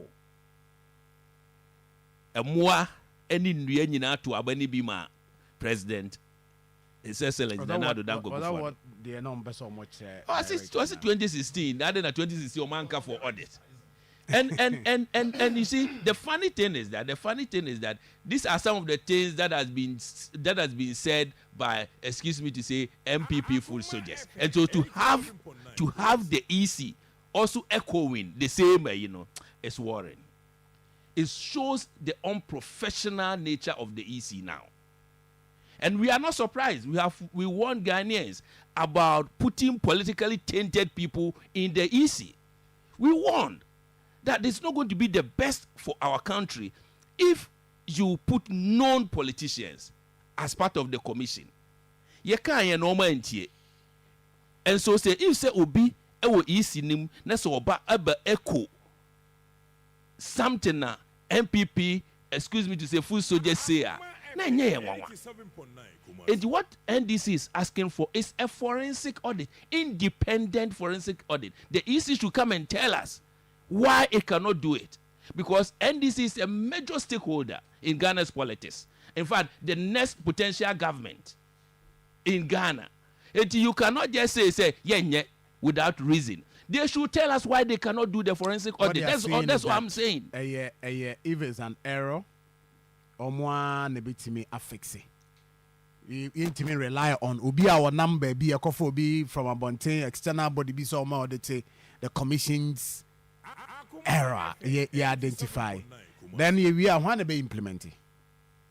The commissioner never say these and these are things you identify or register anymore.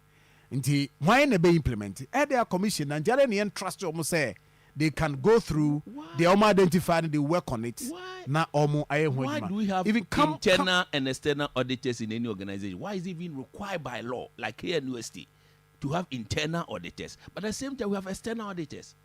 Sometimes, even the VC is called to Public Accounts Committee to come and answer some questions. Why wouldn't the VC say that I won't come? Because say Public Accounts Committee omu identify bibia na me na mesa so be implement wo me university mu ngire ne hu hia se mekọ. If we are going by that logic, we are saying the EC doesn't have the eagle eye to see some of these things. These are what we have seen. And expect say omoma independent forensic audit na ensure say all we want is the credibility of the voters register. That's what people are forgetting. NDC is not asking for anything. NDC is asking for the credibility of the voters register to ensure the acceptability of it, because it will be a challenge in the results in 2024 election, the December election now based on the register. Let's ask some of the findings so far, like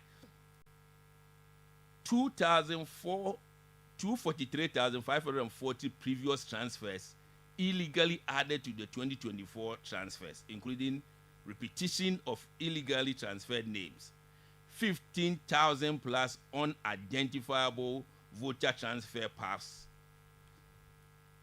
3,957 voters in 2023 register but deleted from 2024 provisional register, 2,094 voters transferred to different polling stations but not found in absent voter list, corrupt files not showing names and photos of the registered voters, and so these are some of the few issues. But what's your commission no press conference almost my friends say monfa sa na produce them, but they have it.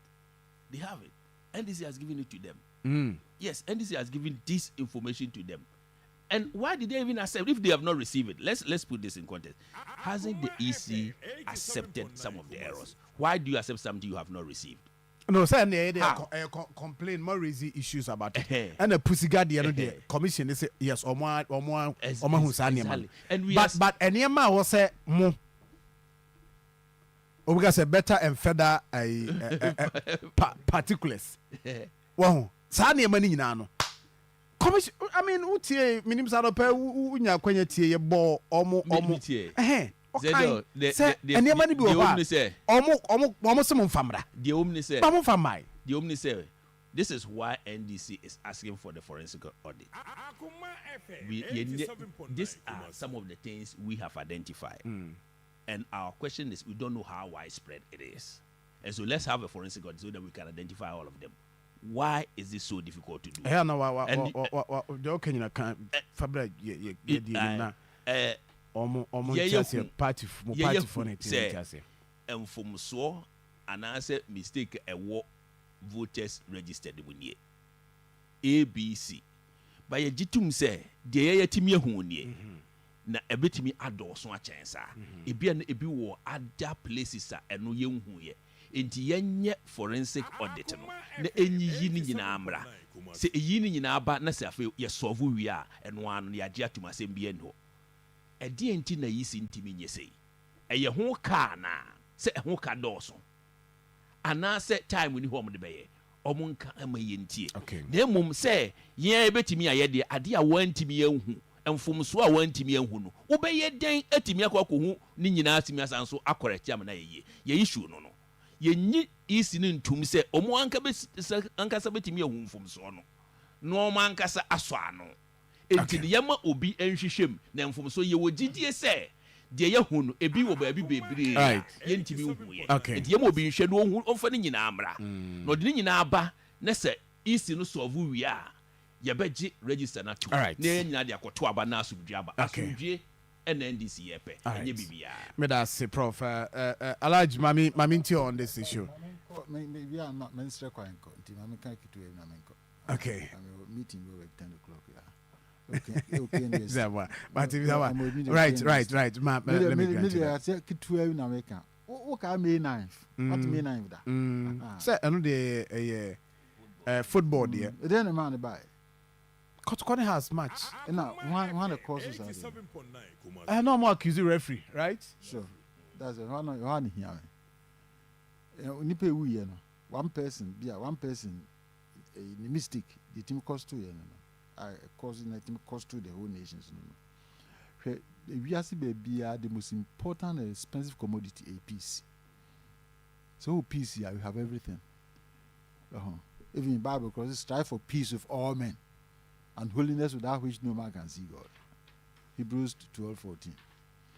It is so important, say, ade be bia say emphas mdwe ma ese page it has mdwe ba yin na yin support ni anko yin yenu anu this for proposal forensic audit me gidi say MPP for so for man ntum na yin na come to terms say ade we see na mo so mo be kan saying oh yeah peace it is say no ne betimi aboa na ebe ma hu say you know the koto ban voters registration register na the koto ban emu ye clean na ne koto ban no a ye wie ne mum say bibi koso na obi ahu no de aba na say obi anye antum na say referee no nse so be adwuma say no ntine o VR no just say my election is VR my election and forensic audit say ya koso so first na ni ho na VR aba edi aje obi ya ibi na obi ehun yen san kọ ne nkonko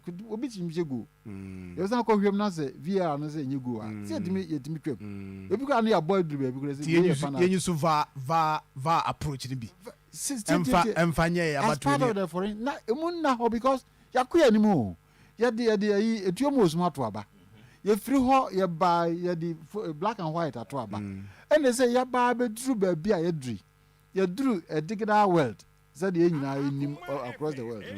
It will be Piapanas, a bit you see a near the eye, said by ya. Obia who bet on a dinner. Dinner say, will be Bunasum, will be Bunasum, I say, Midiminti. Madame Mestre, peace near generation of my reason, because without peace. Mr. Wouldn't say commission now say or no? Yes. Now or the exhibition, no. Eddie by that audit. Because Ghana na ye dear yemfa ye interest any woman of them. We be book him say obi a mehwe ne din problem a wo ho no momra mehwe no monye that is the approach o ma identify bi NDC for the biaba o mo de nyina ka bom na o mo aye ho adwuma any forensic audit no nyanya so the commission awo that also mo was too me so betima sade ba the capacity to do it aden na they haven't come out to say they don't have the capacity they haven't come out and once o mo ti odi won kan we it is almost a problem no no say wa obet me solve wa nka obi nka problem ama opusiga so te say Pusiga problem we be me from Mochia and so mo fa Mochi, whether it is true from Mochia. Oh my, obi raise alarm no, what me take action. I don't know, be so raise here, he said, Sunny Mary in Yahoo. To me, you enter on your foreign cause, and also to me. 87.9. Yes, no more. Woman, now, ma, we say, this is the only nation we have. This is the Hankwan, ye, a Hankwan, ye, Ghanaians, ya, you bet me, and says, here, we say, ye, Ghanaians out. Well, won't call baby and take that. Oh, to best rooms of my animal here. Oh, maintenance and how many mamma James and Mansa. Because you will be with other areas here, armor. Now, one life of Christ is important to us. Very important. Very, very important. Very, very important. Alaj. Alaj Ishak Chibrubi. Sir John. Now, one someone say. Sir John. Say. Sir John. Sir John. So name me. Sir. Ubenya. Nipa. 1%, the top 1%, and even 0.5%. I won't defend the electoral commission. If there is anybody I want access to either my audio or video, me defend the electoral commission.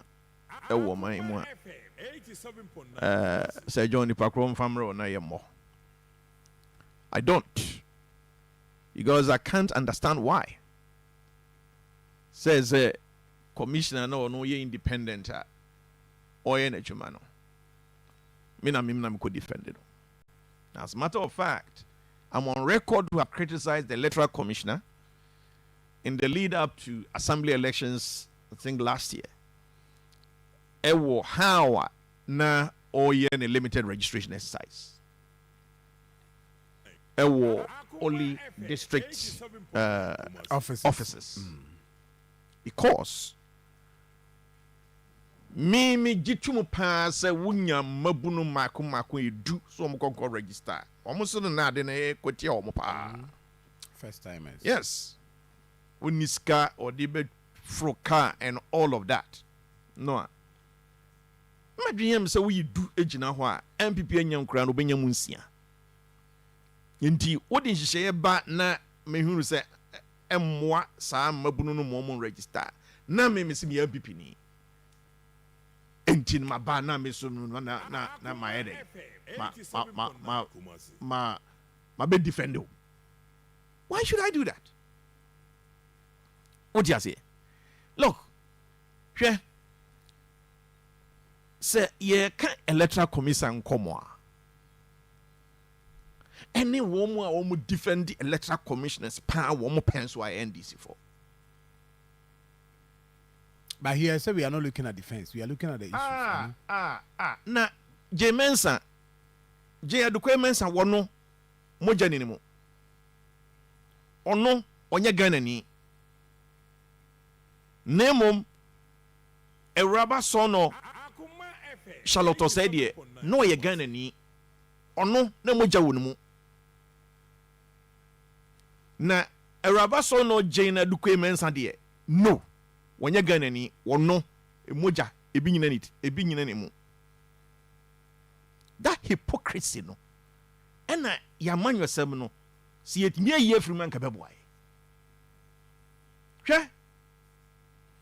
Yewra Samuel Ofusampofo. No ono no ye National First Vice Chairman of the National Democratic Congress. Akoma FM 87.9 Kumasi. Yeah, bear now. In the lead up to election 2016. In the lead up to election 2016. What you say? Or see, the New Patriotic Party, MPP, and Ghana told New Patriotic Party and Ghanaians that it was an absurdity to demand for auditing of the Electoral Commission's register for election 2016.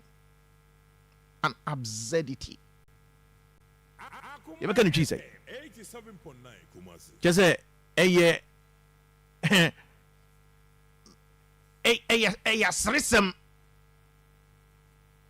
Asrisem kojo.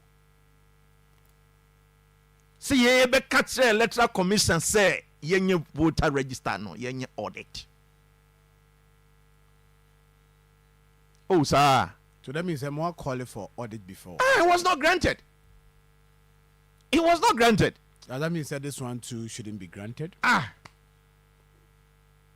was unbelievable. Or a penny pow. Now in the west of Yera John Dramani Mahama Kradi. Say John. One of the he was categorical. Say EC cannot rig the elections. Yera John Mahama. Sure. The Amati electoral commissioner aka. Mati. And it's a electoral processes no. You will never be brave more provided those checks and balance. Even at the point of registration, say John. NDC focus a detective. It is the system where electoral commission are putting in place and the moment to be detected your mocha. 87.9 Kumasi. Say, our friend is saying, you register on daily basis. Now all share. System no detected, yeah. Maybe all share. And register to all the political parties for them to know say every blessed day nipa ya register on any.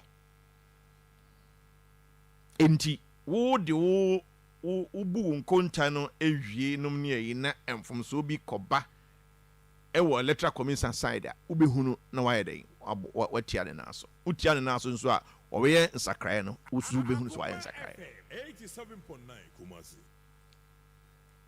Yeah, electoral register ye wie nso no exhibition opia kokohwe udin wohwe udin a o polling station obeto aba ani bibia e wo ho. So me polling station assistant na se me ankasa nso menye voter transfer. Say electoral commission is me am flagging up. A open system for every Ghanaian we eligible to vote bia. Yenyi will be free mo. What you say? Wankasa wo kra no to anamoko friend saying station Hong Kong. Electoral commissioner enso so assign abomodea the code at all. Digital code one kasa wuti fie na for phone no wabo na information nyina wo electoral commission so actually will say oh yes we register say ni omo ji sa niam we nyina tum say san hyehyeye we nyina wo electoral commission so hyehyeye mu ana. What you say? If the answer is yes, electoral commission they all can say at the fofra enye nini mremu no or the yejuma enye. 87.9 Kumasi. We have how many days to elections? 84 days. 84 days to elections. Less than 3 months to go. Forensic audit from where? Is it KPMG, Deloitte and Touche, or who? How much is it going to cost the nation versus the level of credibility or authenticity that we require in the electoral register? Compare the two. Elections are won at the polling stations for political parties that cannot even compile their own electoral results. You know what happened? Emra, you end the election of friends saying 2020. Omoka say Omo winning majority seats in parliament. Did it turn out to be a majority in parliament? And the answer is no. Yera John Dramani Mahama didn't get here. I say people should even step out and start jubilating because they have won the elections. Did they actually win the elections?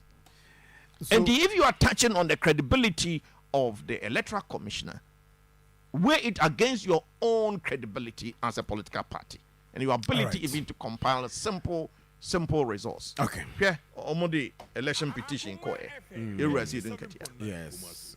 End in a minute. And then you could see a whole political party went to court without evidence. Hey, sir. They said in court to court and careful pa. What you say? Yeah, all right. Media. I What like they what have I say. requested and their demonstrations and what have you.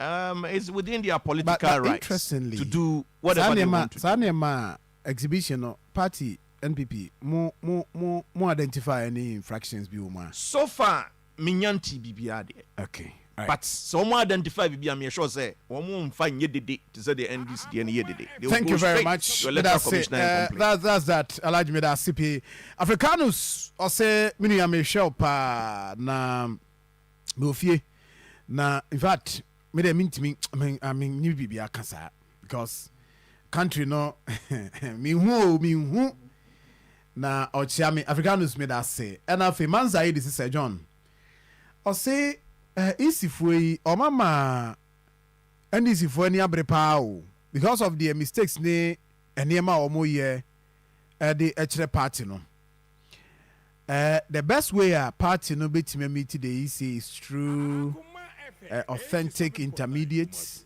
na nke betime aboama party si menu nyina no enema timi atodi ano so de enonom eno na very peaceful way a betime aboa na Emmanuel Osewusu eso ohwe me I say John me hwe wo kokoso near 4BN military barracks na me tia Professor Smart Sapon Kumasi Technical University na as I say John we there me just to inform you that MP ene as I so bo achebeba bantama oh okay na obeba ba bia wo te no kokoso oh okay I see 5 p.m. tea also be dear children now update here right me that say and I say minu Eagle Eye Emmanuel say for Kosa there baby say is a share electoral commission now I say wo mo aba be ye a year sa niema tokwa ne ade about election we nyina akogina omo so na said de wono de woni mu no say commissioner no ye oba no say ma so de omo akoma pa e de ma nkomodie nti se wudi no enema bi nkekan bi abekeka ho a clean ho na bibia nkoyie simple eno ya Eagle idea or the abano no ma me hwe se betima ye some few minutes bi na cocoa board issue se wo ho we say cocoa board for the statement abano pay ya ma me hwe se e betimi ya deal with that statement om the abano pay ya enkansu kra the omo kanie let me refer to it now. Ghana Cocoa Board and pay the statement about the cocoa season and the effort almost so a year. Right. Okay. But the omo can say season for the year 2023-2024 ended on 10th of this month. Na the next season no year 2024-2025 cocoa season no yes ABA na they say the omato bia no na me the statement name na lead into that discussion na fi ya share said the enema city or so omo can say whatever process omo go through so betimi ato this year's cocoa na omo adi ho dwuma no ni nyina no ebe start officially I say in order to accept that is the statement that I made out also and that is an opinion update you on their platforms. I say it is hereby notified for the general information that the purchase for 2024 light crop season will cease at close of business on Tuesday 10th September 2024. In order to assist the licensed buying companies to obtain the final returns from upcountry, Ghana Cocoa Board has decided to return to the declared purchase. That return to the declared purchase will be accepted on 4 p.m. on 19th September, which is Thursday. All are to take notes and be guided accordingly of the above arrangement and strictly comply. Nti Cocoa Board say season it be a year for cocoa season this year from last year benyina no.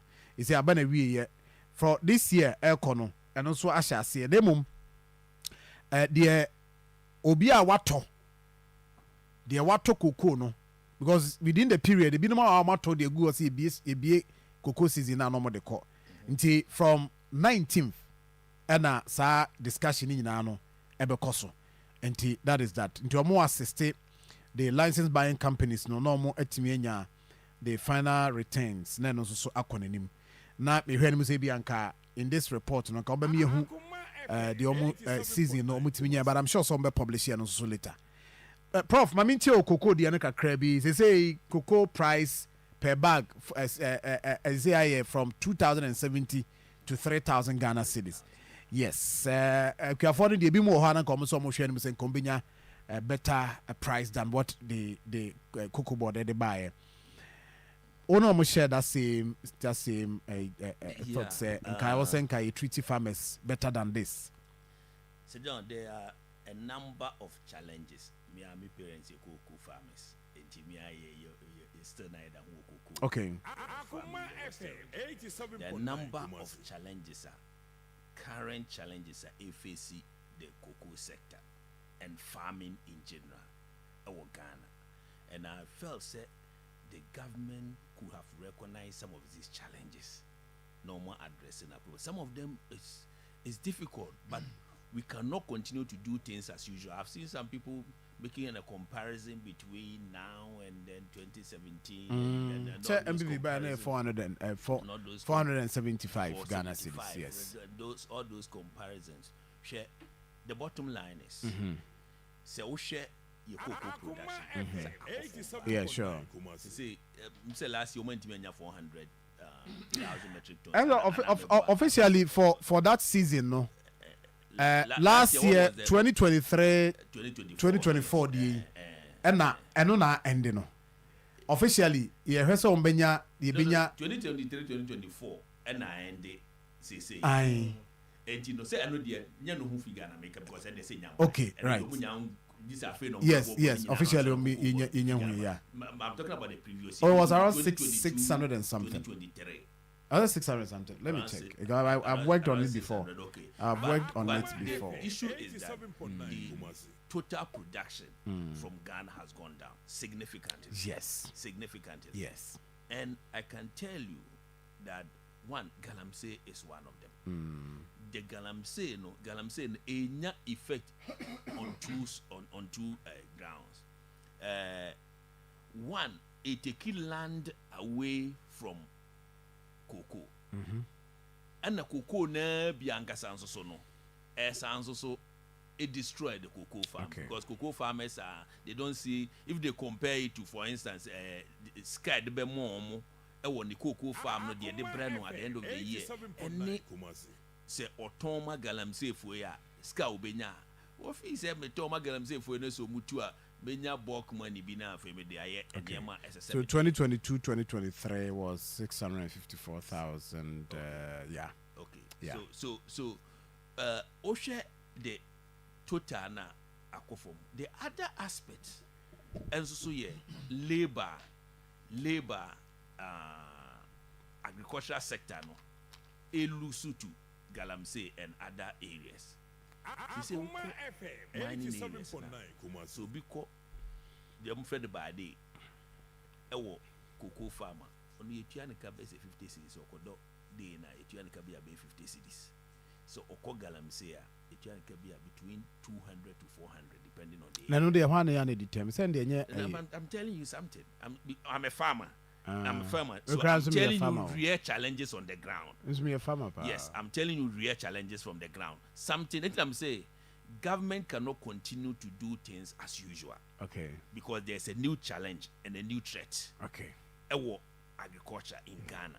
Na say ya nhwe na ya nsolve a yonko yanim. Okay. See ya nhwe na ya nsolve a this will require a non-partisan approach. Because it's a real challenge. And it's a usher in the farming areas now. Say obi epe nipa kram na do ko kwasia onya bi. If you say me ko Galamsey na say metimi akwa akonya bi 200 to 400 a. Enya de a me ba be do ko kwase ame ama me 50 cedis.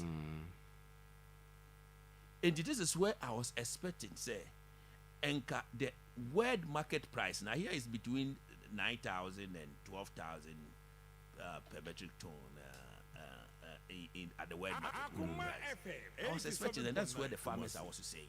So they was expecting government to say the government on 65% of the world market price, rather than about the 35% government at the moment sisiano. And genuinely, me feel say senka government almost our price now, and get me almost so compete. Okay.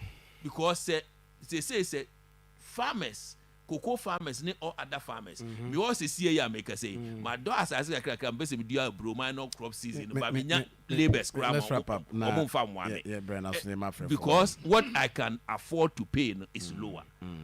That's the main area of my argument. Okay. And it's a government, it means my cocoa farmers, about 65% of the world market price. Now, if you say, come to me afford do labor. Okay. I'm a Any labor, other no so costs? I'm Any a other costs? instead of paying 50 cities, no. You can be a 100 All right, cities may or that 150 say, may that say, pa, and so on. may that say, pa, That it thank be you. there. According to the CEO of Cocoa Board, now mobile commerce will say, almost a review the almost target no down by 19.8%, and no a year for the year because of the dry season near Niama Cosum.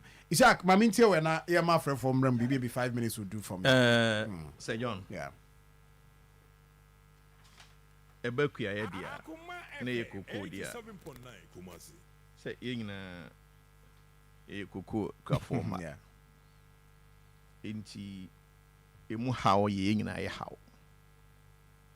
Sir John, ehun be here say meka say the highest ever cocoa production. Our main yenya, and I'm emphasizing again the highest ever. Okay, 2020, 2021 cocoa season. Anyway, in Komodo had Yeah, no cry. which is 1.047 Four- plus million Akoma metric FM, tons. 87.9 Kumasi. That's a fact. And for a sector, or shall say, we're reviewing the target a few way from 850,000 metric tons to 650,000 metric tons. Means BBSC. Mean discount of friend is saying galamsey any impact too. But on the scale, it is not the major reason why it has declined. The major reason Akoma FM, the cocoa rehabilitation project. Adodanko ekufu ado akukodura wodi ye niema biduru bia na nwanwa. Over 74,000 hectares of cocoa and yetwagu. If you say every tete nya yina no cocoa enua no ne ayi nyina no ewu yentwagu. Yes, what twagu keke. Covering farmers over 56,000 farmers. 56,000 farmers. FM, 87.9. And Sasi. A cocoa, a seedling, a diamo, mono, a disease resistant seedlings, and a diamo, my bear for dear, friends say, it me a money, a kutia cocoa yarwa. Yan yes, I the model, but as I the ma a queer no almost idea, including in near BPM because of climate issues. Cocoa Board CEO a year review downwards no Osaka say within half for bono normal enclave muhons so no time and say so no to afiwe no manimrem except let's go conoti FTF no FTF free no na ban esi ba no ye nyanesa. How can somebody who achieve the highest ever Akoma FM, 87.9 in about Kumasi. 30 or 50 years? Na ono ne penso na obenya the lowest. What was the reason why the NDC metric tons declined from or friend is saying 1 million metric tons to 750,000 metric tons at the time of Omo Free office? Why? What accounted for it? I am saying cocoa rehabilitation project and then climate change. Omodian, what accounted for it? Was it the Galamsey? You see, the point is that the cocoa rehabilitation project, Cocoa Board project is from next year, 200,000 metric tons of cocoa never count. And from there, the sabe counts because after 3 years, cocoa na ye chegu ye dia and na has ye swaba de. Let me deal with the pricing because the pricing is also key to the discussion. 1 minute, now me ma from them. And the great woman say MPP from 2016. Ayera John Dramani Mahama Ifre Akunyane Sono. Ne cocoa bako a bottle bako. Cocoa bottle. Near tono or friend is saying near tono 475. And ne ye tono 3,000. In dollar terms, no. One more dear no ebema $108. In dollar terms, now the Danko Gufa the end say the end more $200. That's my point number one. Number two, and they say also the tossament here. Say yeah, because I don't go for the end bet me am what tossament mako bese 30. Isaac, you are John Dramani Mahamani and this the end bet me am what cement in the best 16 bags. Me that say. Kweni Samri. Me that say. Say you see a ton on we better off today. Mama ma frɛ for emremu bi na ye ni nkomo. Ba so betimi aba. Na ye di nkomo 0322498035. 0243114497. Ba jo ba na wa identity mama ye. Entia no ye nyim free mo na ye nkoye. Good morning. John. Yes sir. That's the calling. Watch dog. Watch dog. Wow. So call that everyone. You tell me how you even qualify. Right. Never do phone now. Now, Mr. Never be all ready to be any ATM. If I'm before the cancer, I said, no. Once I say you took a say, I say, what you say, once you come you two are here. And 20 before I saw my prayer, and I just took the Galamsey, not you know. So, who was can say, and none of all, you know, we're not more to Galamsey. Just one man of some of kind of only here, they're going to be. Let people know some of the kind of Wow, unfortunately, that's Queen. Sorry, well, I know very bad. But Udini baby Akasefri, good morning. I what did I know what you on the assembly academy. So John Martin. Simon Meton catch a year pa. And a crepa. Mammy Tiway. I coupon so and you know. Now, baby, Evans will be also here. I'm champion chairman. I mean, about Yeah. Simon, Mr. Young, why? A woman started for Sydney, a Sertiano, a Jumana or Bowen shares, you know. I saw my Isaac, a tear says, a few or more. Didn't you? Because Isaac said, Nana Kufa be a president, as some men of Kacha Ghana for. One Kasa Galam Sikuno and a Brahma or the presidency and Krabonoa. Obeko Amagana and so any acting. And then soon else in the same cutting point, I come on one could be a bit Fremono.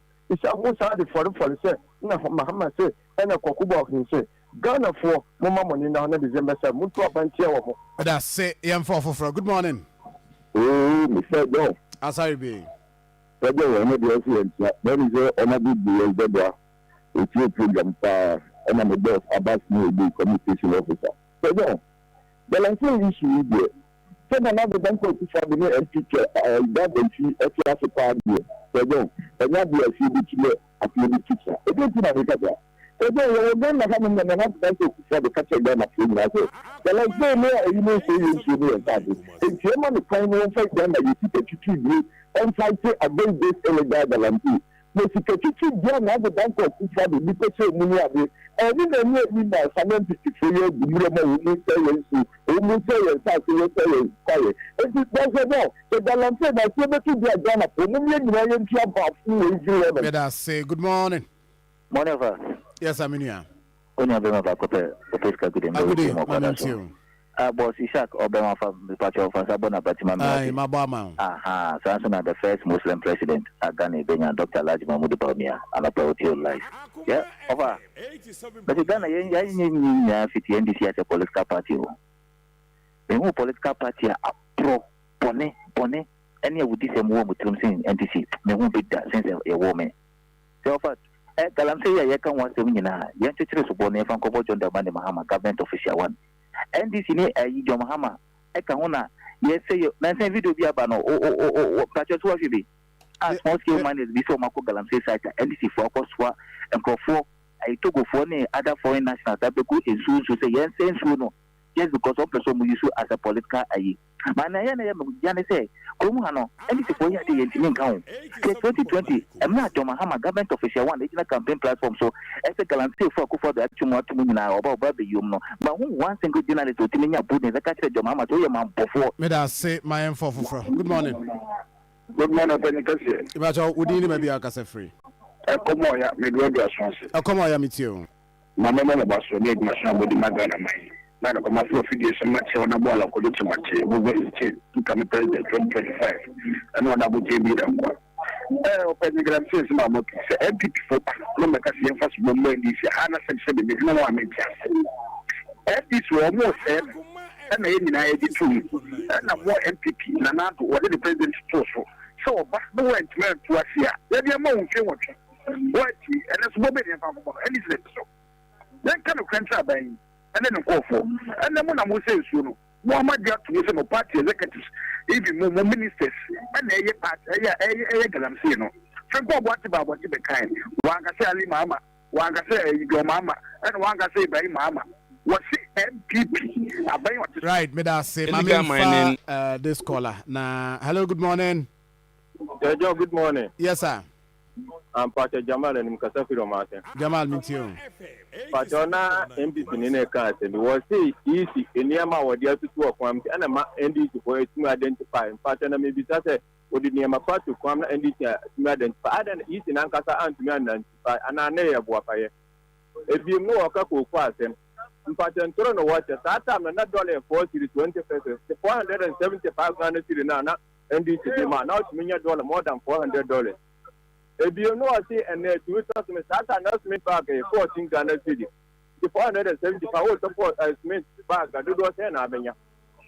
Maybe I'm to walk just in probably not. Me da say, Mammy Fa last caller. I go in Mammy Fa we am feeling chat. But you wouldn't this work as a friend. That's a young queen. I think I'm first of all in our more DC or Galamsey. Mahama will to me that the work will need to half fed or half fed in antique, what you know. What do you mean? Okay, all right. Me that say honor this CD. But how did you make it be seen? Now I'm say what drop paper could be also na. Ye na ye free honor fi akohina ba. Omra to us so. I say his name is Ohene Boachi Mensah. It's Legon president. Happy birthday to you. Wow, I see.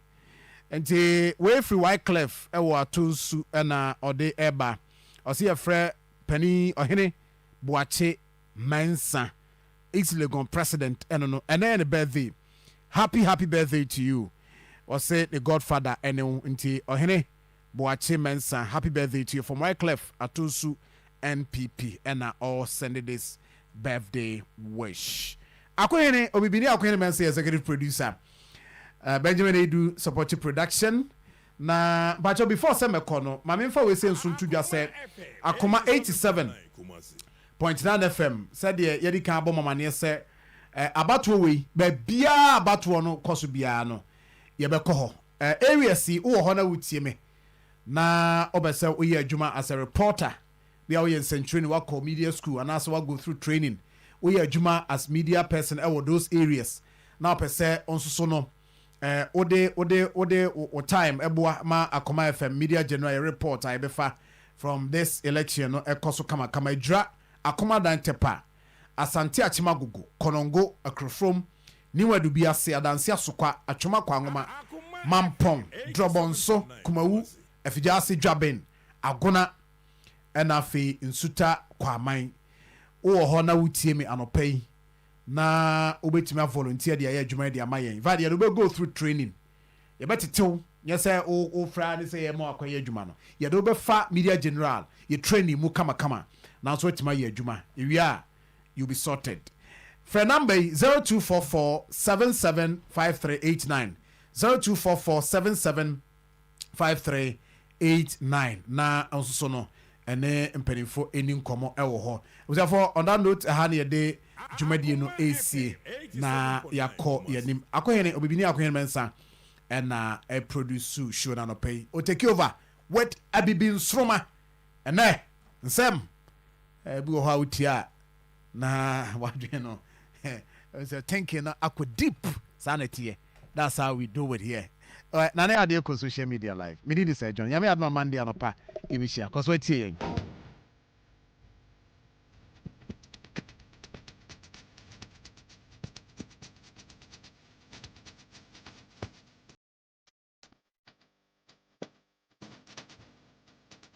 Akoma FM